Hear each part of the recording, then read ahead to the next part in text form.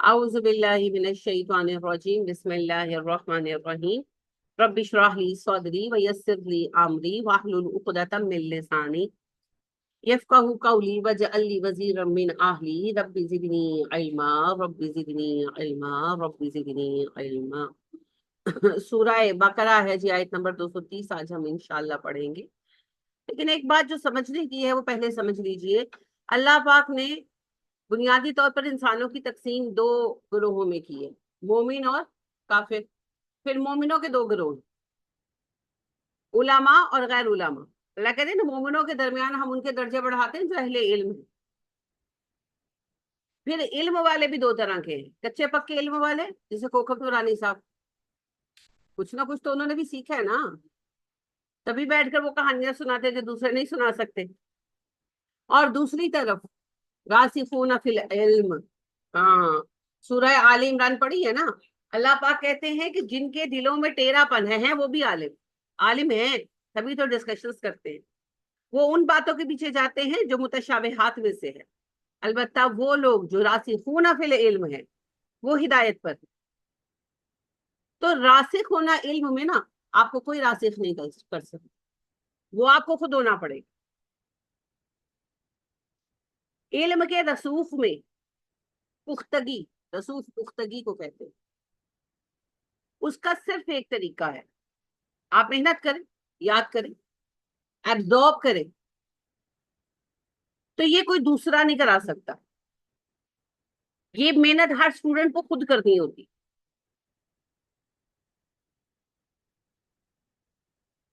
اور یہ جو بچگانہ قسم کی باتیں ہوتی ہے نا، ہم سے سبق سنیں ہم یاد کریں، یہ ایسے ہے جیسے اللہ روز ہر نماز کے وقت ایک فرشتہ بھیجے جو ڈنڈا مارے تو تم اٹھ کے نماز پڑھو۔ بچے نہیں ہیں ہم، بڑے ہو گئے ہوئے۔ تو اگر آپ کو سنجیدگی سے علم کا شوق ہے تو اپنے علم کو راسخ کرنے کے لیے، پختہ کرنے کے لیے محنت کریں، سبق یاد کریں، اہم باتوں کو یاد کریں، اپنے نوٹس بنائیں۔ اور اگر آپ ایسا نہیں کریں گے تو آپ کا علم ہمیشہ کچا پکا ہی رہے گا۔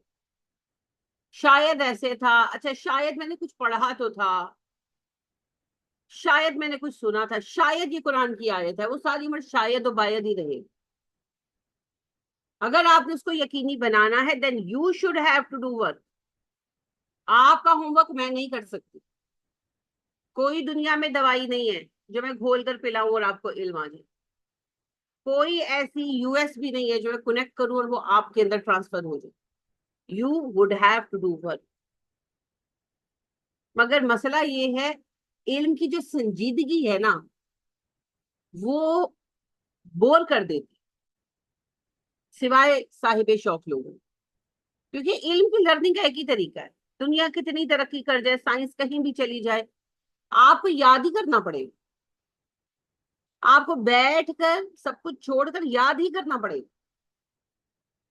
اور وہ میمورائزیشن بورنگ ہے، obviously بورنگ ہے، لیکن جسے علم کی طلب ہوتی ہے وہ اس بوریت کو بھی بیئر کر سکتا۔ تو لہٰذا یہ تو آپ کو کرنا پڑے گا۔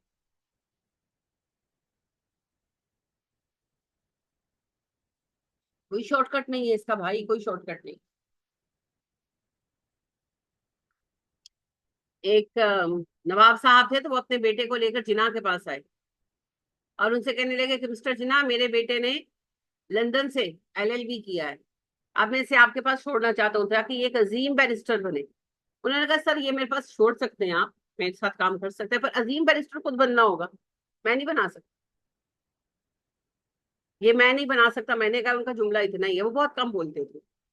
تو انہوں نے کہا کہ آپ اس کو چھوڑ سکتے ہیں میرے پاس، اسسٹ کر سکتا ہے یہ مجھے، لیکن عظیم بیرسٹر جسے خود بننا ہوگا، کام کرو گے تو عظیم بیرسٹر بن جاؤ گے۔ ہاں عظیم بیرسٹر کے ساتھ رہنے سے تھوڑی عظیم بیرسٹر بن جاؤ گے۔ تو کسی بھی استاد، کوئی بھی استاد ہو، اس سے لینا آپ نے ہے۔ اب یہ اپنا اپنا ظرف ہے، ظرف سمجھتے ہیں نا، برتن، جتنا جو لے لے۔ اور یہ بھی میں آپ کو بتاؤں، بڑا برتن اور چھوٹا برتن ہونے کے باوجود چھوٹے برتن والے زیادہ لے جاتے ہیں، بڑے برتن والے بیٹھے رہ جاتے. کیوں؟ وہ برتن بھرتے ہی نہیں ہے، سوراخ ہے، بہے جا رہے بہے جائے، ڈونٹ کیئر. لیکن جس کا برتن چھوٹا ہے مگر وہ اس کو صحیح طرح سے بھرتا ہے تو اس کے پاس زیادہ آ جائے. لہٰذا ظرف کے ساتھ ایفرٹ. پہلی چیز تو ظرف. آپ دودھ بانٹ رہے ہیں، جو کولر لے کر آئے گا وہ کولر لے کر جائے گا، جو گلاس لے کر آئے گا وہ گلاس لے کر جائے گا. اس کے بعد دوسری بات یہ ہے کہ کون پراپرلی لے کر جاتا. جس نے ایسے برتن میں دودھ بھرا، گلاس ہے اس کے پاس مگر اس نے پراپر بھرا، کور کیا، سنبھالا، اس کا حفاظت سے پہنچ جائے گا. اور جس نے کولر بھرا مگر کولر میں چھید تھا، اس نے بودر ہی نہیں کیا، یا اس کی ٹوٹی لیک کرتی تھی، اس نے بودر ہی نہیں کیا، گھر پہنچتے پہنچتے خالی ہو.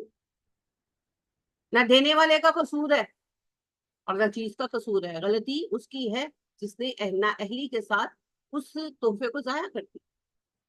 تو ظرف کے بعد ہے صلاحیت سنبھالنے کی. استحضار علم. کم لینے والے اگر حفاظت کرنے والے ہوں تو بہت اچھا سنبھال لیتے اور اچھے لوگ، اچھے اسکالرز بن جاتے. اور بڑے ظرف والے مگر پرواہ ہی نہیں، تو یاد کیتا نہیں کیتا نہیں کیتا، او پھر آ جائے، تو پھر وہ اینڈ پر خالی ہوتی. تو طالب علم ہونا، یہ جو بات ہے کہ طالب علم جب نکلتا ہے تو اس کی راہ میں فرشتے پر بچھاتے ہیں، کیوں؟ وجہ کیونکہ طالب علم مشقت کرتا ہے. مشقت کے بغیر دنیا میں کسی کی عزت نہیں ہے جی، اللہ کے ہاں کسی کی کوئی عزت نہیں ہے بغیر مشقت. تو طالب علم مشقت کرتا، وہ راتیں جاگتا ہے، وہ دکھ اٹھاتا ہے. اب آپ کہیں گے کون سا دکھ؟ علم کے حصول کا دکھ. ساری دنیا پارٹی منا رہی ہے، جو طالب علم ہے وہ بیٹھ کے اپنا سبق یاد کر رہا ہے، مجھے تو پکا کرنا، میں نے نہیں جانا. سب سو رہے ہیں، اٹھ کر اپنا سبق یاد کر رہے ہیں. جب تک یہ نہیں ہوگا تب تک آپ کو علم نہیں آئے. ایک اور اہم بات یہ ہے کہ آپ ملٹی ٹاسکنگ کی کوشش نہ کیا. یہ جو ملٹی ٹاسکنگ ہے نا، یہ آپ کو ایک ٹاسک بھی پورا نہیں کرنے دے. ہیں آپ ایک کلاس میں، کام آپ دوسری کلاس کا کر رہے ہیں، کوئی نفع نہیں ہوگا. اس بات کو لکھ لیجیے، کوئی نفع نہیں. جب تک آپ ایک علم پر فوکس نہیں کریں گے دوسرا علم کہاں سے آئے گا؟ یہ صرف آپ کی اپنی ذاتی سوچ ہے. دراصل آپ کسی بھی علم کو عزت نہیں دے رہے، نہ اس علم کو جس کی کلاس میں آپ موجود ہیں اور نہ اس علم کو جس کو آپ دوسری کلاس میں بیٹھ کر پریکٹس کر رہے ہیں. آپ دونوں علوم کو عزت نہیں دے رہے. یہ ہماری خوش فہمیاں ہیں جنہیں ہم سمجھتے ہیں کہ ہم صحیح کر رہے ہیں. تو اس اسٹوڈنٹ ہونے کے جو کوڈ ہے نا، کوڈ آف موریلٹی، وہ سیکھیں. اور اسٹوڈنٹ کا کوڈ آف موریلٹی ہے محنت، لگن، سنجیدگی. یہ پیدا کرو تب آپ سیکھ سکیں. یہ کریں گے تو آپ استاد کے بغیر بھی سیکھ لیں گے، لیکن اس کے بغیر نہیں سیکھ سکتے. اب تو علم سیکھنا آسان ہی بہت ہے، یعنی علم تک اپروچ بہت آسان، بہت زیادہ آسان.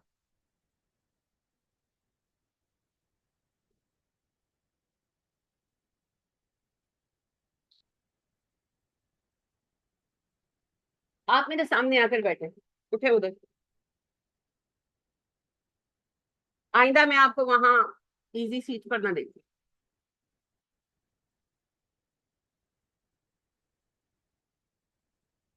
چلیے جی، آپ کا آج کا موضوع آغاز کرتے ہیں. ایک اور بات کی، یہ آپ کے ویلیوز میں ہونا چاہیے. جب بک سے پڑھا جائے گا آپ کی نظریں کتاب پر ہونی چاہیے. جب میں بات کروں تو آپ اسے آئی کانٹیکٹ. ٹھیک ہے؟ کیونکہ تعلیم دو طرفہ ہوتی ہے، دی جاتی ہے اور لی جاتی ہے، یہ یک طرفہ نہیں ہوتی. چلیے، اللہ فرماتے ہیں فائن، پھر اگر طلقہا، تو وہ طلاق دے دے اس کو، طلقہ اس نے طلاق دی، ہاں اس کو، عورت کو شوہر طلاق دے دے، فلا تو نہیں، تحلو حلال ہو سکتی وہ عورت، لہو اس مرد کے لیے، من بعدو اس کے بعد،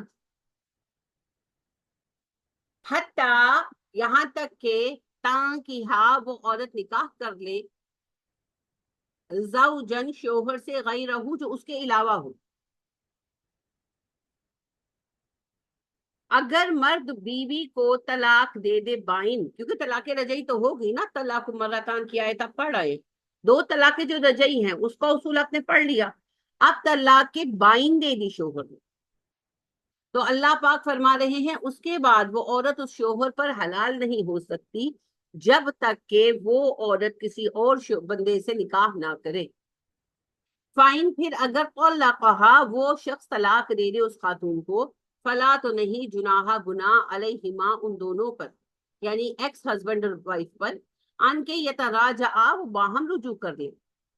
پھر اگر وہ دوسرا شوہر طلاق دے دے تو کوئی حرج نہیں ہے کہ پہلا ایکس ہسبینڈ اور وہ وائف جو ہے ایکس وائف اوبویسلی وہ آپس میں رجوع کر لے، نکاح کر لے. ان اگر ظننا دونوں سنجیدگی سے یہ سمجھتے ہوں ان کے یقیمہ وہ دونوں قائم رکھ سکتے ہیں حدود اللہ، اللہ کی حدیں. شرط یہ ہے کہ دونوں یہ سمجھتے ہوں کہ وہ اللہ کی حدیں قائم رکھ سکتے. اب یہ ہے جی طلاق قانون. طلاق رجعی کا تو آپ نے پڑھ لیا، اب یہ طلاق بائن کا ہے. طلاق بائن کیا ہوتی ہے؟ طلاق بائن ہوتی ہے تیسری طلاق، آسان لفظوں میں، ٹھیک ہے. جب تیسری طلاق دی وقفے کے ساتھ، گیپ کے ساتھ، تو وہ طلاق بائن ہو. ٹھیک. اب طلاق بائنہ جو ہے اس میں رجوع نہیں ہے اور نکاح بھی نہیں. تو بائن بمانے فائنل. اب اس عورت نے ظاہر اپنی زندگی گزارنی ہے، اس نے کہیں شادی کی، شادی کے بعد وہ شوہر مر گیا یا اس نے بھی طلاق دے دی، اب پھر وہ اپنے لیے تلاش کر رہی ہے شوہر. تو وہ جو پہلا شوہر تھا اگر وہ چاہے تو وہ پرپوز کر سکتا، کیونکہ اب وہ بھی بمانا اسٹرینجر ہے. اب اگر وہ پرپوز کرے اور خاتون پسند کرے تو نکاح ہو سکتا. یہ ہے جی کانسیپٹ. اصل میں زندگی کا اتنا بڑا امتحان گزر گیا نا. ایک خاتون کی طلاق بائن ہوئی، اب اس نے کہیں اور شادی کی، ایک زندگی گزاری، 2 سال 4 سال 10 سال جتنا اللہ کا حکم ہے. اس عرصے میں اس بندے نے بھی اپنی زندگی گزاری، ظاہر اس نے بھی شادی شدی کی، جو زندگی نے سکھانا تھا ان دونوں کو سکھا دیا. اب وہ دوسرا شوہر مر گیا یا اس نے طلاق دے دی، اب جو بھی دونوں کے اندر پرابلم تھا، جو بھی دونوں کے اندر کمزوریاں تھیں، اس کا انہوں نے بہت سبق سیکھ لیے. اب ظاہری بات ہے وہ اور میچور ہو گئے، تو اب وہ بینگ میچور پرسنز یہ سمجھتے ہیں کہ ہم اکٹھے رہ سکتے ہیں، تو اسلام کہتے ہیں اوکے آپ کو اجازت ہے، آپ رہ سکتے دونوں چاہیں. اس کا مقصد یہ نہیں ہے کہ یہ کوئی لوپ ہول بنایا گیا ہے طلاق کے قانون کے. جو ہمارے ہاں حلالہ کا لفظ ہے نا، یہ لفظ ہی اسلام کی ٹرمینالوجی میں نبی صلی اللہ علیہ وسلم نے متعارف نہیں کرایا. ہاں، یہ کوئی ہمارا کانسیپٹ نہیں، یہ عربوں میں تھا اور عرب ایسے حرکتیں کرتے تھے، لیکن نبی اکرم صلی اللہ علیہ وسلم نے اسے حرام قرار دیا. 3 نکاح ہیں جنہیں نبی اکرم صلی اللہ علیہ وسلم نے فاسد قرار دیا. فاسد وہ چیز ہوتی ہے جو وقوع پذیر ہی نہیں ہوتی، خرابی کی وجہ سے ہوتی ہی نہیں، یعنی انلیگل چیز جس کو آپ اگر کرتے ہیں تو ہوتی نہیں. جیسے آپ اپنے گھر کے آگے کا حصہ بڑھا لیں، تجاوزات، تو وہ آپ کے گھر کا حصہ تو ہے پر کیا وہ لیگل ہیں؟ جب بھی گورنمنٹ چاہے آ کے گرا دے گی، رائٹ. بالکل اسی طرح سے وہ کام جو انلیگل ہے آپ نے کیا بھی تو ہوا ہی نہیں، کیونکہ وہ جائز ہی نہیں تھا، اسے کہتے ہیں فاسد. ٹھیک ہے. تو فاسد نکاح 3 ہے جی: نکاح متع، نکاح شغار، نکاح حلالہ.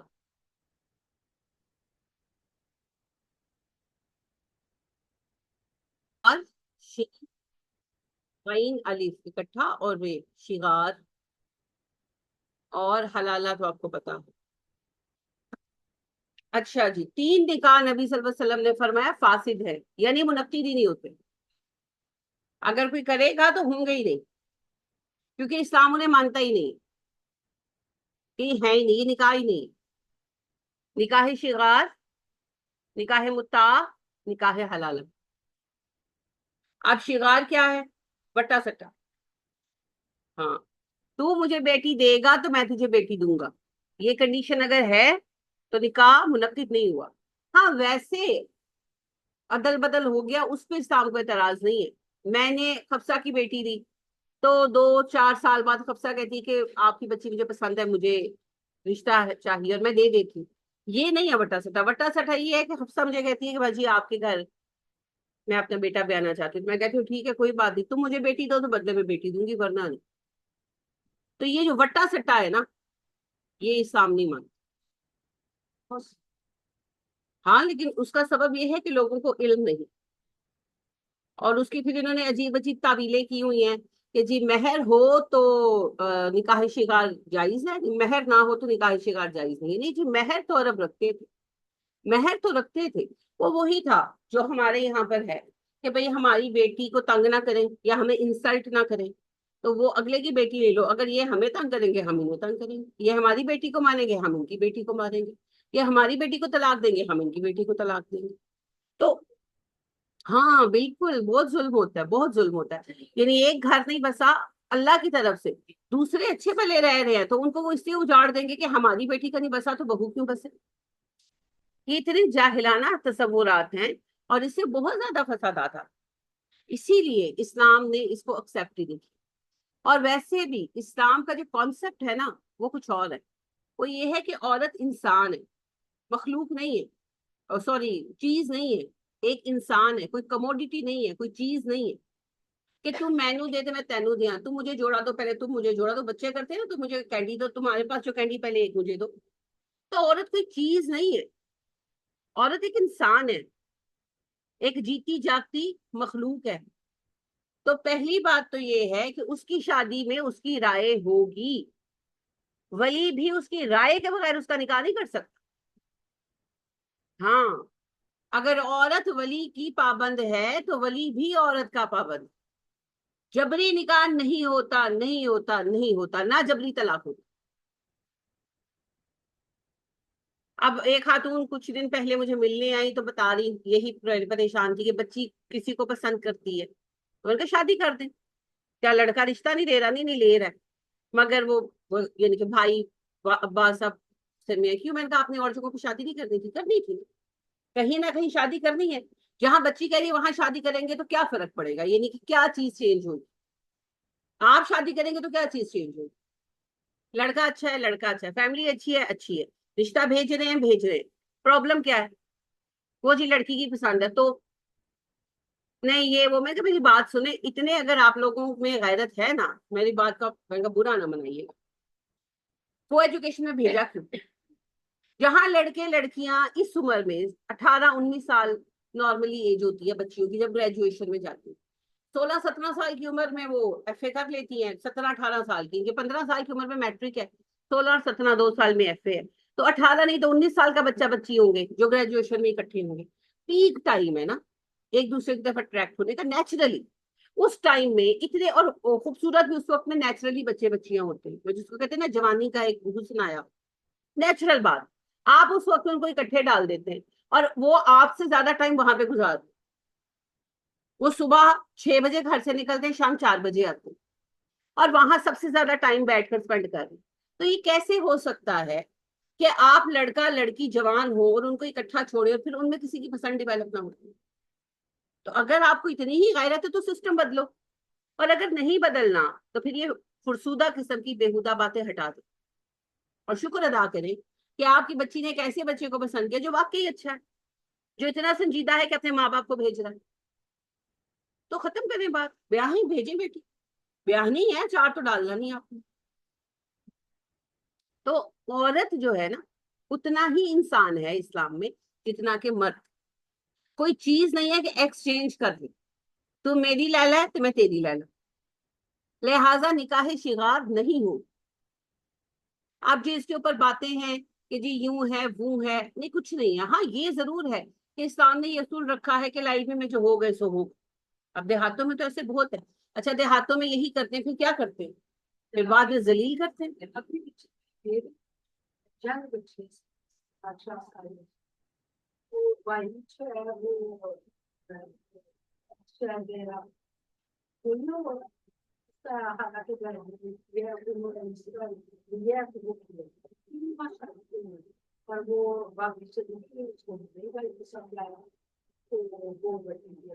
ایسے ہی ہے جی، ایسے ہی ہے.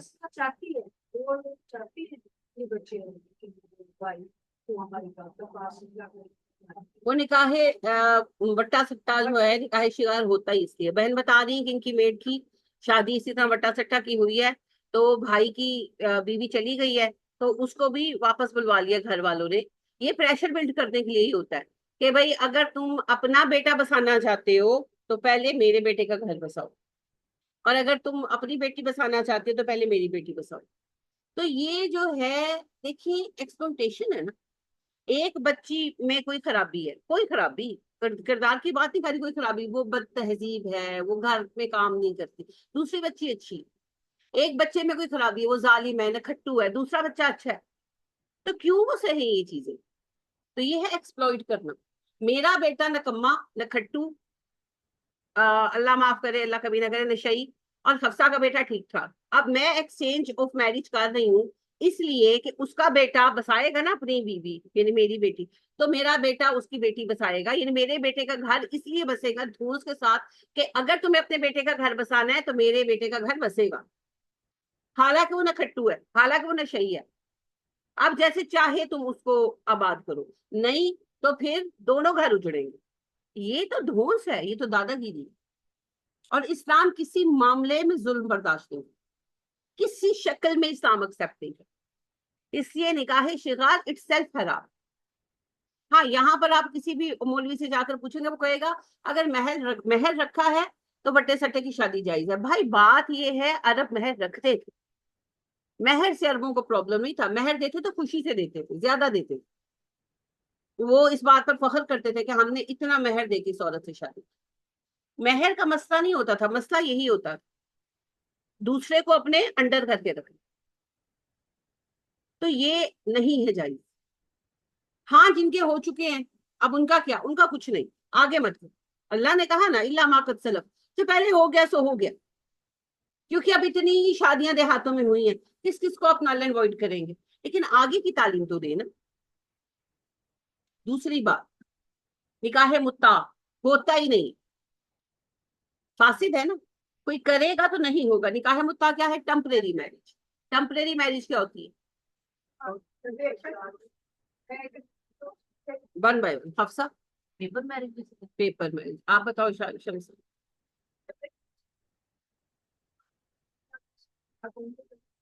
نکاح کر لیتے لیکن وہ پیپر میرج نہیں ہوتی. پیپر میرج تو یہ ہوتی ہے کہ ڈاکیومنٹیشن کرنا.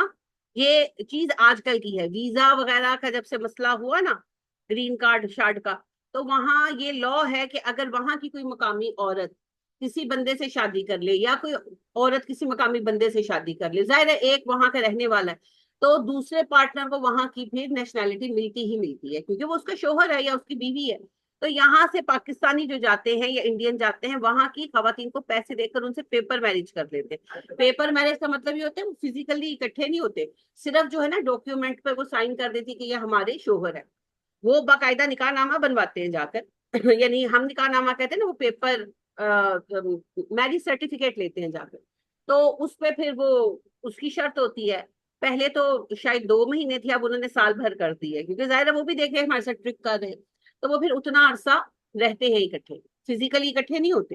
ہاں بس وہ ویسے ایک گھر میں رہتے ہیں، وہ ان کا خرچہ اٹھاتے ہیں، اور پھر انہوں نے طے کیا ہوتا ہے کہ ہم تمہیں اتنے پاؤنڈ یا اتنے ڈالرس دیں گے. تو یہ ہوتی ہے پیپر میرج. اس میں فزیکل ریلیشن ایڈڈ نہیں ہے. وہ تو ایک وہ دھوکہ دہی ہے. وہ نکاح تو انہوں نے کیا بھی نہیں ہے، اور نہ لڑکی نے نکاح کیا، یعنی وہ تو ڈرامہ کر رہے ہیں. تو یہ سمپلی دھوکہ دہی ہے. یہ غلط، حرام ہے، لیکن دھوکہ دہی کے معنی میں حرام. دھوکہ دے رہے، دونوں مل کر پلان کر کے دھوکہ دے رہے، فزیکل نہیں ہو رہے اس کے اندر. وہ علیحدہ قصہ ہے. پیپر میرج کچھ اور ہے. یہ ہے نکاح متا. ہاں یہ تو ایگزیکیوٹ کرتے تھے میرج کو. نکاح متا یہ ہے. بات آپ نے بالکل صحیح کہی. عرب جاتے تھے، تاجر تھے، تجارت کے لیے جاتے تھے، سال سال 2 2 سال رہنا پڑتا تھا. اب اس زمانے میں نہ ہوٹلز ہوتے تھے اس طرح، نہ سرائے ہوتی تھی. چھوٹے موٹے سرائے ہوتے تھے پر وہاں پر کھانا پینا مل جاتا تھا نا، نیڈس پوری نہیں ہوتی تھی اور زمانہ لمبا ہوتا تھا. تو یہ پھر یہ کرتے تھے کہ وہاں پر کسی خاتون کو ہائر کر لیتے. ایسی فیملیز تھی جو اپنی خواتین کو ان سروسز کے لیے یعنی پرووائڈ کرتی تھی لوگوں کو. تو وہ پھر کہتے تھے جو عورت پسند آ گئی کہ بھئی اس کے ساتھ میں شادی کروں گا 2 سال کے لیے یا 6 مہینے کے لیے، تو پھر میں جب جاؤں گا تو بس ختم. تو وہ اس کو ٹمپریری میرج، متا سے ہے، نفع اٹھانے والا وہ نکاح جس سے فائدہ لیا جائے. تو اس میں نکاح پڑھاتے تھے، ہاں نکاح پڑھاتے تھے، مہر دیتے تھے، اور اس کے ساتھ جو بھی گفٹ وغیرہ اور جو پیسے طے ہوتے تھے وہ بھی پے کرتے تھے. اور وہ 6 مہینے سال جتنا زمانہ ہے وہ عورت ساتھ رہتی تھی، بیوی بن کر سارا کام کر رہی، سب کچھ دے رہی، فزیکل ریلیشن بھی ہے، سب کچھ ہے. پھر جب وہ ٹائم ختم ہوا تو اٹھ کر واپس آ گئے. اور جس دن روانہ ہوئے تو آٹومیشن پہ طلاق، کہ بھئی وہ ڈیسائیڈڈ ہوتا تھا نا ہم جائیں گے تو طلاق. ہاں بچے ہوتے تھے تو اگر تو بچے یعنی بچے جو تھے وہ لیگل مانتے تھے، یہ لوگ لے آتے تھے. ہاں اگر تو یعنی کہ 2 سال کا ہے اس دوران ہی بچہ ہو گیا تو لے آئے، ورنہ پھر وہ اگلے ٹور پہ جب آتے تھے سیریسلی تو وہ بچے وہ کہتے ہیں بھائی تمہارا بیٹا ہے. ہاں ہاں کسٹم تھا. اسی لیے تو اللہ پاک کہتے ہیں سورہ قلم میں کہ نبی صلی اللہ علیہ وسلم یہ جو آپ کو کہتے ہیں نا کہ آپ مجنون ہیں، دراصل بات یہ ہے کہ ان کی اخلاقی خرابیاں تو ایک طرف ہی ہیں بھی زنا کی اولادیں. ہاں تو یہ زنا کی اولادیں کیسے تھی ساری؟ اکثریت، سارے تو نہیں ہے اکثریت. نکاح متا ایک شکل تھی. پھر وہ میں نے آپ کو بتایا تھا کہ ان کے ہاں نکاح کی ایک موڈ آف میرج یہ تھا کہ کوئی لڑکی بڑی خوبصورت نکل آئی ہے اور اچھے شریف گھرانوں میں، یہ نہیں کہ کوئی گھٹیا گھرانے میں، اور ان کو کوئی مالی تنگی ہے یا کوئی پریشانی ہے، تو وہ یہ کرتے تھے کہ خیمہ لگایا، رنگ برنگے جھنڈے لگا دیے اس کے اوپر. اب وہ رنگ برنگے جھنڈے انویٹیشن ہوتا تھا، جیسے آج وہ رنگ برنگے کلر جو ہیں وہ ٹرانسجینڈر کے لیے ہو گیا نا، تو اس وقت رنگ برنگے جو جھنڈے تھے نا وہ انویٹیشن ہوتا تھا. اس کا مطلب ہوتا تھا کہ یہاں جو عورت رہ رہی ہے وہ اویلیبل ہے، ٹھیک ہے. اب لوگ آتے تھے اس کے ساتھ رہتے تھے، پیسے وغیرہ دیتے تھے، اور جو ہے اپنا نام پتہ ٹھکانہ قبیلہ سب بتا کر جاتے. تو پھر جب وہ پریگننٹ ہوئی، اب جب بچہ ڈیلیور ہوا تو جتنے مرد اس پریگنینسی سے پہلے اس کے پاس آئے ہوئے ہوتے تھے سب کو بلایا جاتا تھا. اور سارے یہ بڑے بڑے سردار ہوتے تھے، عام بندہ کیا جائے گا جس کے پاس پیسہ ہی نہیں ہے نا. تو سارے بڑے بڑے سردار بلائے جاتے تھے، اور بلایا جاتا تھا قیافہ شناس کو، عراف کو. تو وہ پھر بچے کی شکل میچ کرتا تھا، جس کے ساتھ شکل میچ ہو گئی بچہ تیرا، اور وہ ایکسپٹ کرتے تھے، لے کے جاتے تھے. اور ان کی بیویاں پالتی بھی تھی، نارمل کیا ہوا تھا، نارملائز کیا ہوا تھا. پھر ایک اور شکل یہ تھی کہ جو سردار زیادہ بہادر ہے، زیادہ طاقتور ہے، تو اس کے پاس بیوی کو بھیج دیتے تھے. یعنی کہ توہر شروع ہوا تو بھائی آپ میں تمہیں ہاتھ نہیں لگانا جب تک تم فلانے سے پریگننٹ نہ ہو. یہ جاہلانہ رسم ان کی تھی. اسی لیے اللہ پاک کہتے ہیں کہ جو آپ پہ اعتراض کرتے ہیں ان کا حال تو یہ ہے کہ ہیں بھی زنا کی اولادیں. تو اکثریت کے نسب میں فرق تھا. جی جی ایگزیکٹلی، ہندوؤں میں بھی ایون یہ ہے. ہندوؤں میں سے نیوگ کہتے ایک یعنی اگر فیملی میں ایک بھائی ایسا ہے جس کی اولاد نہیں ہو سکتی تو وہ اپنی بیوی کو دوسرے کے پاس بھیج دے، ان میں بھی ہے. اس کے علاوہ کوئی بڑا سردار ہے یا بڑا عظیم بندہ ہے تو اس کے پاس چلا جائے. تو آپ کو ان کے جو شاستر وغیرہ ہیں ان میں بہت سارے قصے ملیں گے کہ فلانے کے بچے کو فلانی نے پیدا کیا، فلاں کی بیوی نے فلاں کا بچہ پیدا کیا. پھر وہ اس کے لیے کہانی سنائیں گے کہ جی انہوں نے وہ وردان کیا، بچہ گفٹ کیا، کہانی ہے. بہرحال عربوں میں بھی یہ باتیں تھیں، یہ سب موڈ آف میرجز مانے جاتے تھے. اسلام نے سارے موڈ آف میرجز کو ختم کر دیا، صرف نکاح کو برقرار، کیونکہ نکاح وہ موڈ آف میرج جو ابراہیم علیہ السلام سے چلا آ رہا تھا. جب نبی صلی اللہ علیہ وسلم نے کام شروع کیا ہے، عربوں میں 8 ڈفرنٹ ویز تھے فزیکل ریلیشن کے جنہیں انہوں نے لیگلائز کیا ہوا، اور ان لیگل ویز کو وہ کہتے تھے یہ موڈ آف میرجز ہیں، یہ دین ابراہیمی سے آئے. نبی اکرم صلی اللہ علیہ وسلم نے سب کو منع کر دیا، حرام کر دیا، صرف ایک باقی ہے نکاح، جو ہمارا نکاح ہے صرف وہی باقی. ان حرام کردہ چیزوں کے اندر نکاح شغار بھی ہے، ان حرام کردہ طریقوں کے اندر نکاح متع ٹمپریری میرج بھی ہے، جو ہمارے شیعہ بہن بھائی ابھی بھی اصرار کر دیں گے ہے. ہے نہیں ہے. شادی ٹمپریری نہیں ہوگی. شادی ایک ہی مقصد کے لیے ہوگی, گھر بسانا اور گھر بنانا. ہاں اللہ کا حکم نہ ہو, بچے نہ جڑ پائے, وہ تقدیر ہے. لیکن شادی اس مقصد کے لیے نہیں ہوگی کہ 1 مہینہ 2 مہینے, پھر لیو ان میں اور اس میں کیا فرق رہ گیا, ہے نا. تو حرام کاری کو حلال کرنے کا یہ راستہ ہے, نکاح کر لو اور 2 مہینے اکٹھے رہ لو. انا للہ و انا الیہ راجعون جو کویت عراق وغیرہ ہے, وہاں تو یہ چیز اتنی بڑی ہوئی ہے کہ جیسے ایک ایک دن کے لیے نکاح ہوتے ہیں. یعنی کہ لڑکا لڑکی نے ساتھ رہنا, جاؤ نکاح کر لو, ہاں, اور ایک دن بعد طلاق. فحاشی عام ہے, فحاشی ہے, بہت زیادہ عام ہے. اور وہاں پر آپ جائیں تو وہ آپ کو آفر کرتے ہیں. ہمارے سر تھے, ان کی بات مجھے اکثر یاد آ جاتی ہے, نکاح متافق. ہمارے لاء کے سر تھے تو کہتے ہیں کہ ہم ایران گئے اور ہوٹل میں ٹھہرے, تو میرے والد تھے, والدہ تھی اور میں تھا, تو کہتے میں اس وقت تھا 19-20 سال کا. تو میں ایسے باہر آ کر کھڑا ہوا بالکنی میں, تو ایک بندہ آ گیا رو کر, تو کہنے لگا آغا متا, آغا متا. تو کہتے ہیں, میں نے کہا کہ چپ کرو, شرم کرو, میرے ساتھ میرے اما ابا بھی. تو کہتے ہو, کہنے لگا ان سے ان کی بات بعد میں کرتا ہوں, پہلے تم اپنی بات کر. انا للہ و انا الیہ راجعون. یعنی آپ دیکھیں, this is so common in that areas, اور وہاں وہ آپ کو عام آفر کرتے ہیں. اور ایون استغفر اللہ, یعنی انہوں نے اس چیز کو اس طرح ایکسپٹ کیا ہوا ہے کہ میاں بیوی بھی ہے نا, شادی آلریڈی ان کی ہے, مگر وہ ٹمپریری کوئی رشتہ بنانا چاہتے ہیں تو وہ بنا لیتے. اور مردوں کے ساتھ عورتوں کے بھی الاؤ, یہ نہیں کہ مردوں کے لیے حلال ہے, مردوں کے لیے بھی حرام ہے, دونوں کے لیے. لیکن بات یہ ہے کہ کس لیول تک آگے کہ عورتوں کے لیے بھی انہوں نے اس میں جواز نکالے. ایک بچہ میرا اسٹوڈنٹ ہے, اللہ اس کو خوش رکھے اور ہمیشہ اسے استقامت دے. تو وہ پڑھ رہا تھا, تو یونیورسٹی میں ایک کویتی بچی جو ہے اسکالرشپ پر آئی ہوئی تھی, تو اچھی دوستی ہو گئی. تو وہ اس نے کہا کہ میں تمہیں پسند کرتی ہوں, مجھ سے شادی کر لو. تو اس نے کہا ایسے کیسے شادی کر لو, تمہارے پیرنٹس مانے نہ مانے, میرے پیرنٹس مانے نہ مانے. تو کہتی نہیں, پیرنٹس کو چھوڑو, میں یہاں جو 4 سال ہوں تو شادی کر لیتی ہوں, نکاح متا کر لیتے, جب میں جاؤں گی تو پتا.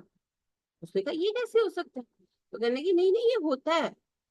اچھا, وہ بچے کو نہیں پتا تھا. اس نے پھر مجھ سے پوچھا, یعنی تب فرسٹ ٹائم وہ میرے کانٹیکٹ میں رہا, کہ کسی طرح بات ہوئی کسی اور لڑکے سے, اس کی بہن میرے پاس اسٹوڈنٹ تھی, اس نے اپنی بہن سے پوچھا کہ تم پڑھتی ہو تو تمہاری ٹیچر بتا دیں گی.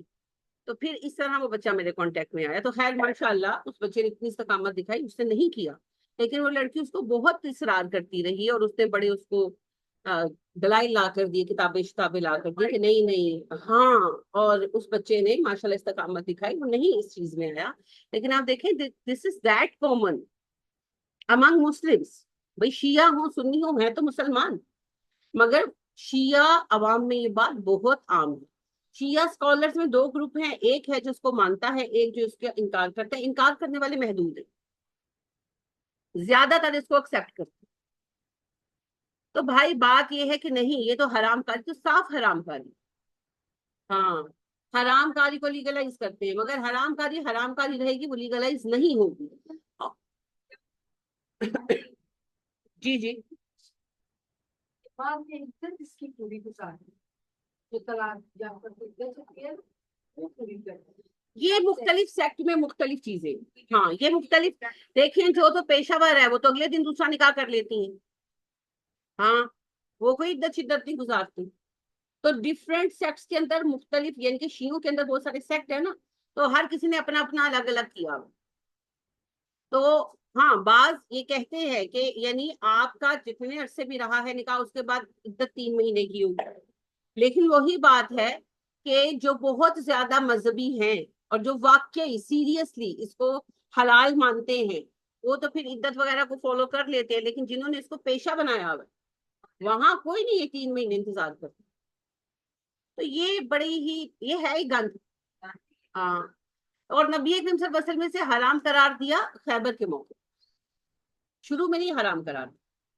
لہٰذا شروع میں تھا, مسلمانوں میں بھی آپ کو 1-2 ایگزامپلس مل جائیں گی, کیونکہ سفر کرتے تھے نا تو کسٹم تھا, تو لہٰذا آپ صلی اللہ علیہ وسلم نے شروع میں حرام نہیں قرار دیا. خیبر کے موقع پر جب خیبر کا غزوہ ہو رہا تھا, خیبر کا غزوہ جو ہے نا, یہ ایک جنگ نہیں ہے, یہ جنگوں کی ایک چین ہے. ہاں, خیبر ایک پورا ایریا ہے، جیسے آپ کا سرحد کا علاقہ پختونخوا ایک پورا ایریا ہے، خیبر ایک پورا ایریا ہے، وہاں پر انہوں نے اپنی چھوٹی چھوٹی چھوٹی چھوٹی گڑیاں بنائی ہوں گی. قلعے کہا جاتا ہے، قلعے بہت بڑا لفظ ہو جاتا ہے، جیسے پرانے زمانے میں لاہور کا دروازے بند کر دو تو لاہور سیکیورڈ سٹی تھا، اس طرح کی گڑیاں بنائی ہوں گی. اور وہ جو گڑیاں تھی ظاہر ہے انہوں نے مضبوط بنائی ڈاکوؤں وغیرہ کے حساب سے کہ توڑ نہ سکے، تو وہ پھر وہ ایک چین آف وارز تھی جس کو لڑا گیا، جس میں سے ایک قلعہ وہ مرحب والا بھی جو فتح نہیں ہو رہا تھا، اور پھر حضرت علی رضی اللہ تعالیٰ عنہ کو نبی صلی اللہ علیہ وسلم نے جھنڈا دیا تھا، وہ ایک قلعہ. تو اس میں کافی ٹائم لگا، وہاں سٹے بھی رہا. تو ایک دن نبی اکرم صلی اللہ علیہ وسلم آئے، صحابہ کھانا پکا رہے، تو آپ صلی اللہ علیہ وسلم نے کہا کیا پکا رہے؟ انہوں نے کہا جی ہم گدھے کا گوشت پکا رہے ہیں. گدھا حلال تھا اس ٹائم. آپ نے کہا آج سے گدھا حرام ہے، گوشت پھینک دو اور برتن توڑ دو. تو صحابہ نے عرض کیا کہ اللہ کے نبی صلی اللہ علیہ وسلم گوشت تو ہم پھینک دیتے ہیں، تو برتن دھو لیں، پھینکے نہ، توڑے نہ. آپ نے کہا اچھا چلو ایسے کر لیں. تو انہوں نے گوشت پھینک دیا اور برتن دھو لیے. تو آپ صلی اللہ علیہ وسلم آئے اور آپ بیٹھے، صحابہ اکٹھے ہوئے. تو آپ صلی اللہ علیہ وسلم نے کہا لوگوں میری بات سنو. جب یعنی آپ نے اس طرح کال کیا تو صحابہ اکٹھے ہو. آپ نے کہا لوگوں میری بات سنو، میں آج تم پر گدھے کا گوشت حرام کرتا ہوں، اور آج میں تم پر نکاح متع حرام کرتا ہوں.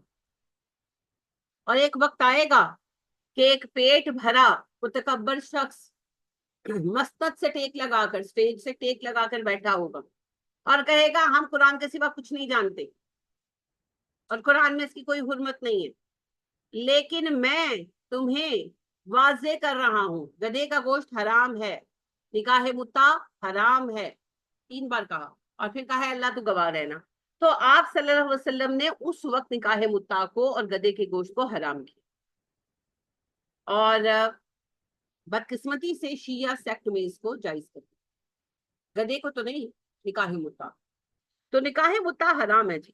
نکاح متع فاسد ہے، یہ منعقد ہی نہیں ہوتی، لہٰذا وہ جو میل ملاپ ہے وہ حرام کاری، تو نکاح متع نہیں.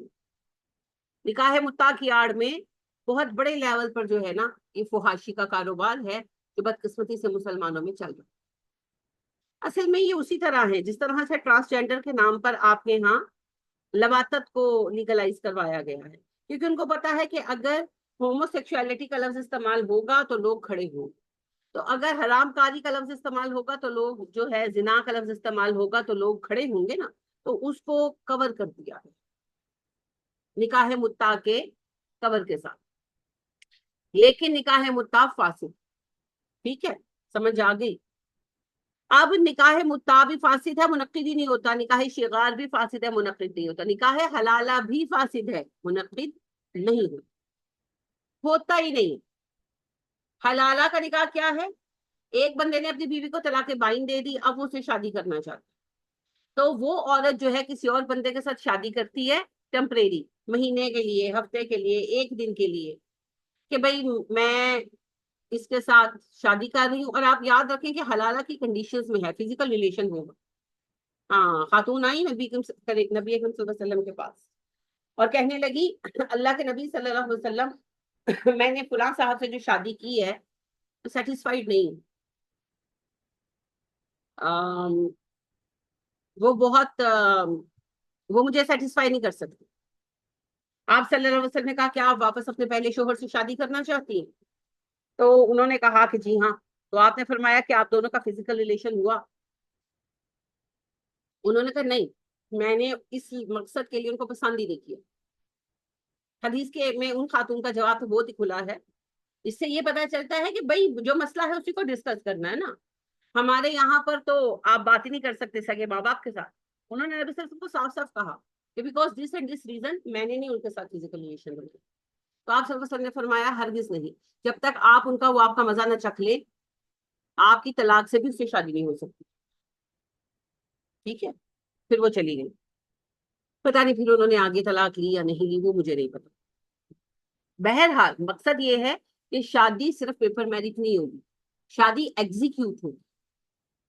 میاں بیوی کا فزیکل ریلیشن ہوگا، اور یہ آن پرپز جب بھی ہوگا نا کہ آج ایک دن ڈیلی کرنا ہے، وہ حرام ہو. وہ تو نارمل ہے کہ میاں بیوی شادی کریں گے، ایک مرد عورت شادی کریں گے، میاں بیوی بنیں گے. اب جب وہ میاں بیوی بنے ہیں تو پارٹ آف میرج ہے، وہ الگ بات. ان دونوں باتوں میں بڑا فرق ہے. تو ایک بندے نے اپنی بیوی کو طلاق بائن دے دی، اب وہ دونوں میاں بیوی دوبارہ اکٹھا ہونا چاہ رہے ہیں، ایکس میاں بیوی.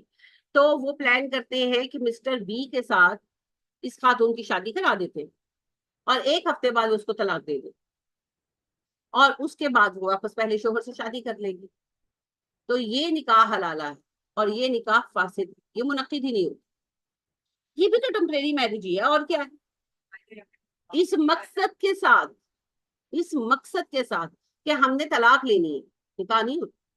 نکاح ایک ہی مقصد کے ساتھ ہوتا ہے، ہم نے گھر بنانا ہے، گھر بسانا. ہڈن مقصدوں کے ساتھ، چھپے ہوئے مقاصد کے ساتھ نکاح نہیں ہوتا. تو ایک تو یہ ٹمپریری میرج ہی ہے نا، تو حرام ہے، فاسد ہے. اور حلالہ کا نکاح تو اٹ سیلف حرام ہے. اور آپ ذرا سوچیں کہ یہ کانسیپٹ کتنا گندا ہے کہ بھئی ایک دن کے لیے یا ایک ہفتے کے لیے نکاح کیا، اس بندے کے ساتھ ایک ہفتہ فزیکل ریلیشن بنائیں گے، پھر طلاق لیں گے اور واپس پہلے کے پاس آ جائیں.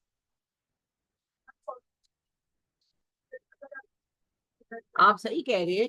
اس میں ایک تو عورت کے لیے تکلیف دہ ہے، لیکن عورتیں اپنی مرضی سے کرتی ہیں. بہت ساری عورتیں اپنی مرضی سے کرتی ہیں. دیکھیں فورس کرتے ہیں نہ ہو.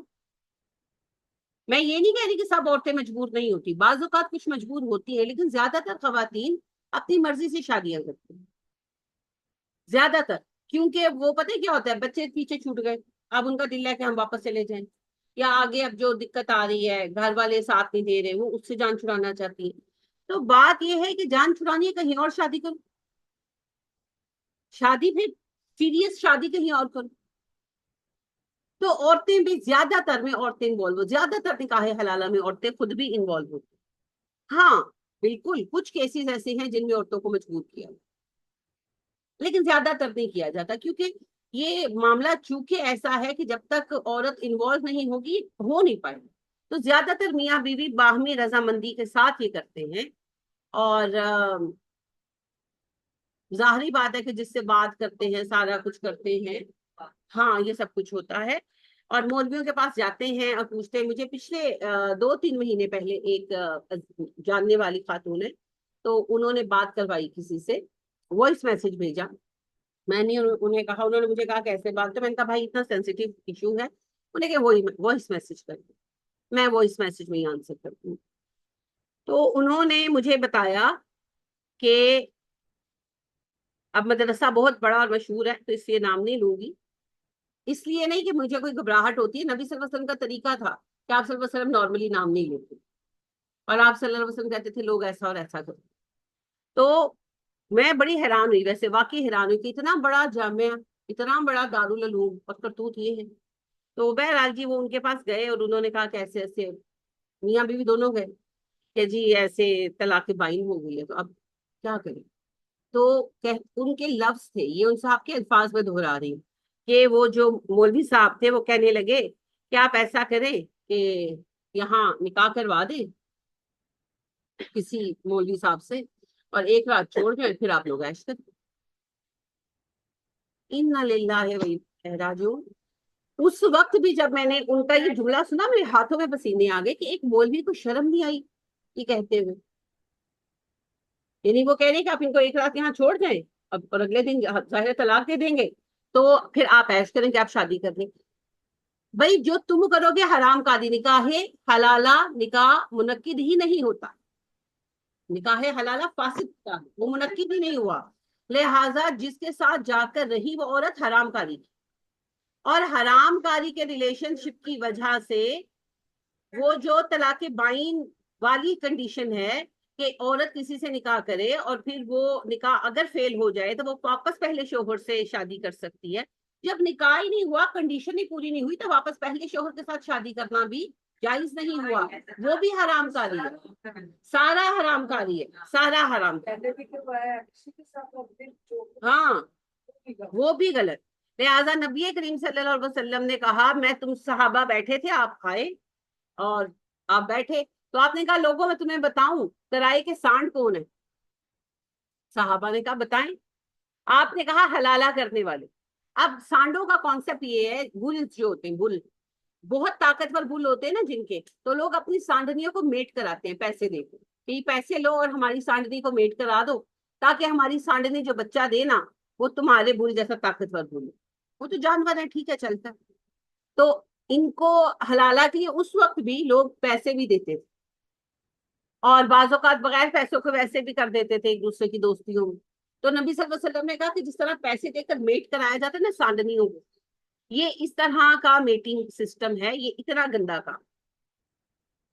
اور بدقسمتی کی بات یہ ہے کہ اس وقت آن لائن حلالہ سینٹرز قائم کیے گئے. ہاں جی.